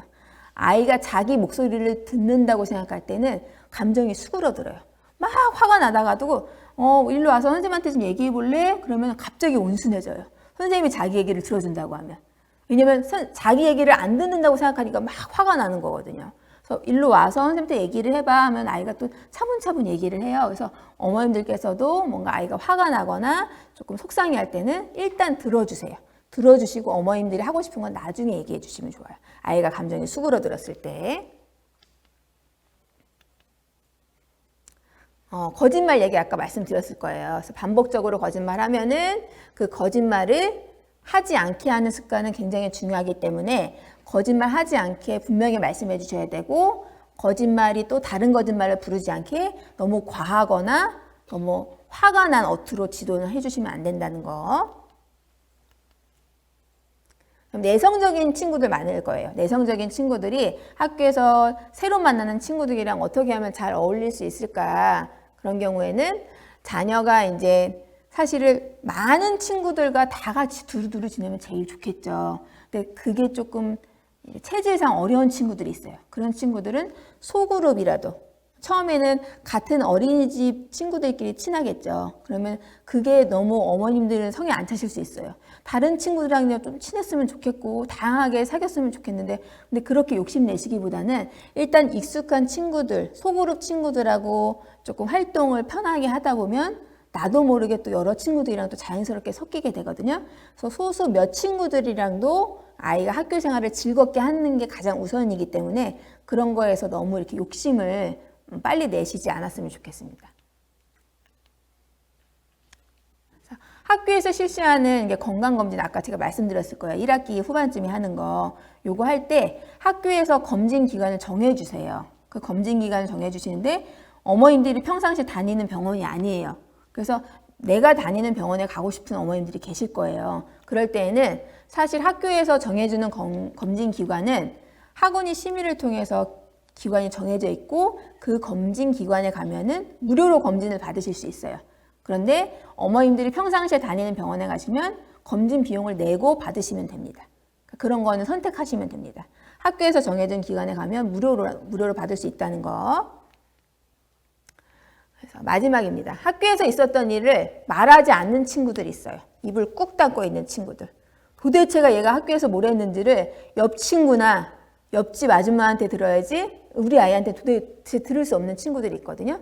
그 친구들은 학교 생활에 대해서 조금 대답하기 좋은 질문으로 바꿔서 얘기해 주시면 좋은데 염려가 많은 어머니들 중에서 우리 아이가 좀 키가 작고 왜소하고 조금 아이가 조금 조용조용해서 누군가 우리 아이가 좀 피해를 입을 것 같은 어머님들은 보통 자녀가 이렇게 오면은 학기 초에 오늘 누가 괴롭히진 않았니? 오늘 누가 너를 힘들게 하지 않았니? 초점이 나쁜 거에 맞춰 계시는 분들이 있어요. 누가 너를 괴롭혔는지, 급식 시간에 먹기 힘든 게 나오지 않았는지, 선생님한테 혼나진 않았는지. 그럼 아이 머릿속에 뭐가 나올까요? 나쁜 것들을 막 찾게 되죠. 선생님이 나를 한번 이렇게 보고 안 웃었는데 그 선생님이 나 혼난 건가? 엄마 나 한 번 혼났어요. 이렇게 얘기해요, 아이들이. 그래서 자녀에게 대화를 시도할 때는 긍정적인 면을 아이가 머릿속으로 떠올릴 수 있게 오늘 학교 생활을 하고 나서 재밌었던 거, 즐거웠던 거, 행복했던 거 위주로 해주세요. 그럼 아이가 자꾸 좋은 기억을 떠올리겠죠. 좋은 기억을 떠올리면 학교 생활이 다 매일 좋고 행복한 일들로 가득 차게 될 겁니다. 학교 후에 만난 자녀와 함께 나누는 게 좋은 이야기, 아까랑 비슷한 거예요. 오늘 맛있었던 건 뭐고, 작품들을 애들이 많이 갖고 올 거예요. 이제 1년뿐만 아니라 앞으로 학교 생활 쭉 하면서 아이들이 창체 시간에, 미술 시간에, 다양한 통합 시간에 만든 작품들을 갖고 오면, 물론 어머님들이 그 많은 것들을 어디다 놔야 될지 곤란하시겠지만, 일정 기간은 전시해 주세요. 이거를 뭐 다 계속 쌓아놓을 수는 없지만 학교에서도 아이들이 만든 거는 일정 기간 전시해 두고 집에 보내거든요. 전시하는 이유는 내 작품에 대해서 내가 노력을 했는데 그게 바로 쓰레기통에 들어가거나 그게 바로 폐유지에 들어가면 아이들이 굉장히 속상해 하거든요. 전시한 이후에 집으로 보내면 집에서도 일정 기간은 전시해 주시고 그 다음에 이제 정리를 해 주시면 좋을 것 같습니다. 그래서 어떻게 만들었는지, 그 다음에 오늘 싸간 준비물 뭐 썼어? 뭐 사용했어? 그 아이가 챙겨간 준비물을 어떻게 사용했는지도 한번 질문해 봐 주시면 좋을 것 같아요. 자녀가 속상했던 일을 얘기하는 순간이 많을 겁니다. 친구 때문에, 그 다음에 선생님이 나 손들었는데 발표 안 시켜줬어요. 뭐 이런 것들, 자잘한 것들부터 속상해하는 일들을 얘기할 때는 일단은 우리 아이 속상한 마음을 읽어주세요.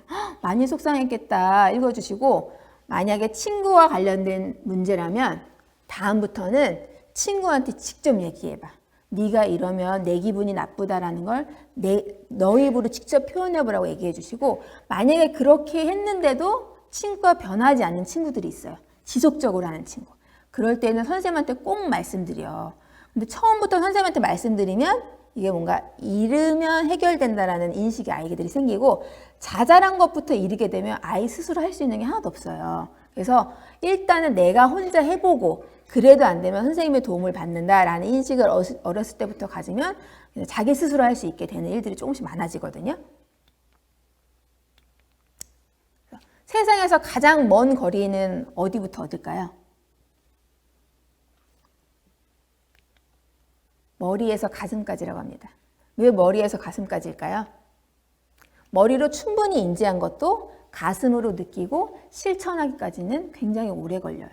우리 1학년 친구들도 마찬가지예요. 이제 3월 달에 입학해서 선생님들과 부모님들이 많은 이야기들, 규칙들을 막 얘기하실 거예요. 그러면 그거를 머릿속으로는 알지만 그걸 가슴속으로 느끼고 실천에 이르기까지는 우리 아이들한테 굉장히 오랜 시간이 필요해요. 그 오랜 시간 동안 부모님들께서 많이 기다려주시고 응원해주시고 격려해주시면 우리 친구들 생각보다 학교 생활 굉장히 잘합니다. 그래서 믿고 맡겨주시고 학교도 믿어주시고 우리 자녀도 믿어주시고 부모님들께서도 집에서도 많이 격려해주시면 1학년 학교 생활이 원만하게, 또 아이들이 언제 그랬냐듯이 금방 2학년이 될 거라고 생각합니다. 입학 축하드리고요. 지금까지 들어주셔서 감사합니다. 감사합니다. 혹시 질문 있으시면 질문 받도록 하겠습니다.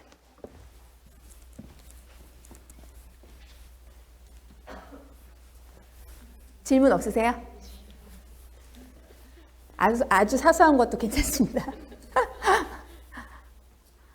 아니면은 혹시 약간 부끄러우신 분들은 제가 여기 앞에 있을 테니까 개별적으로 오셔서 질문하셔도 됩니다. 그럼 이상으로 마치도록 하겠습니다.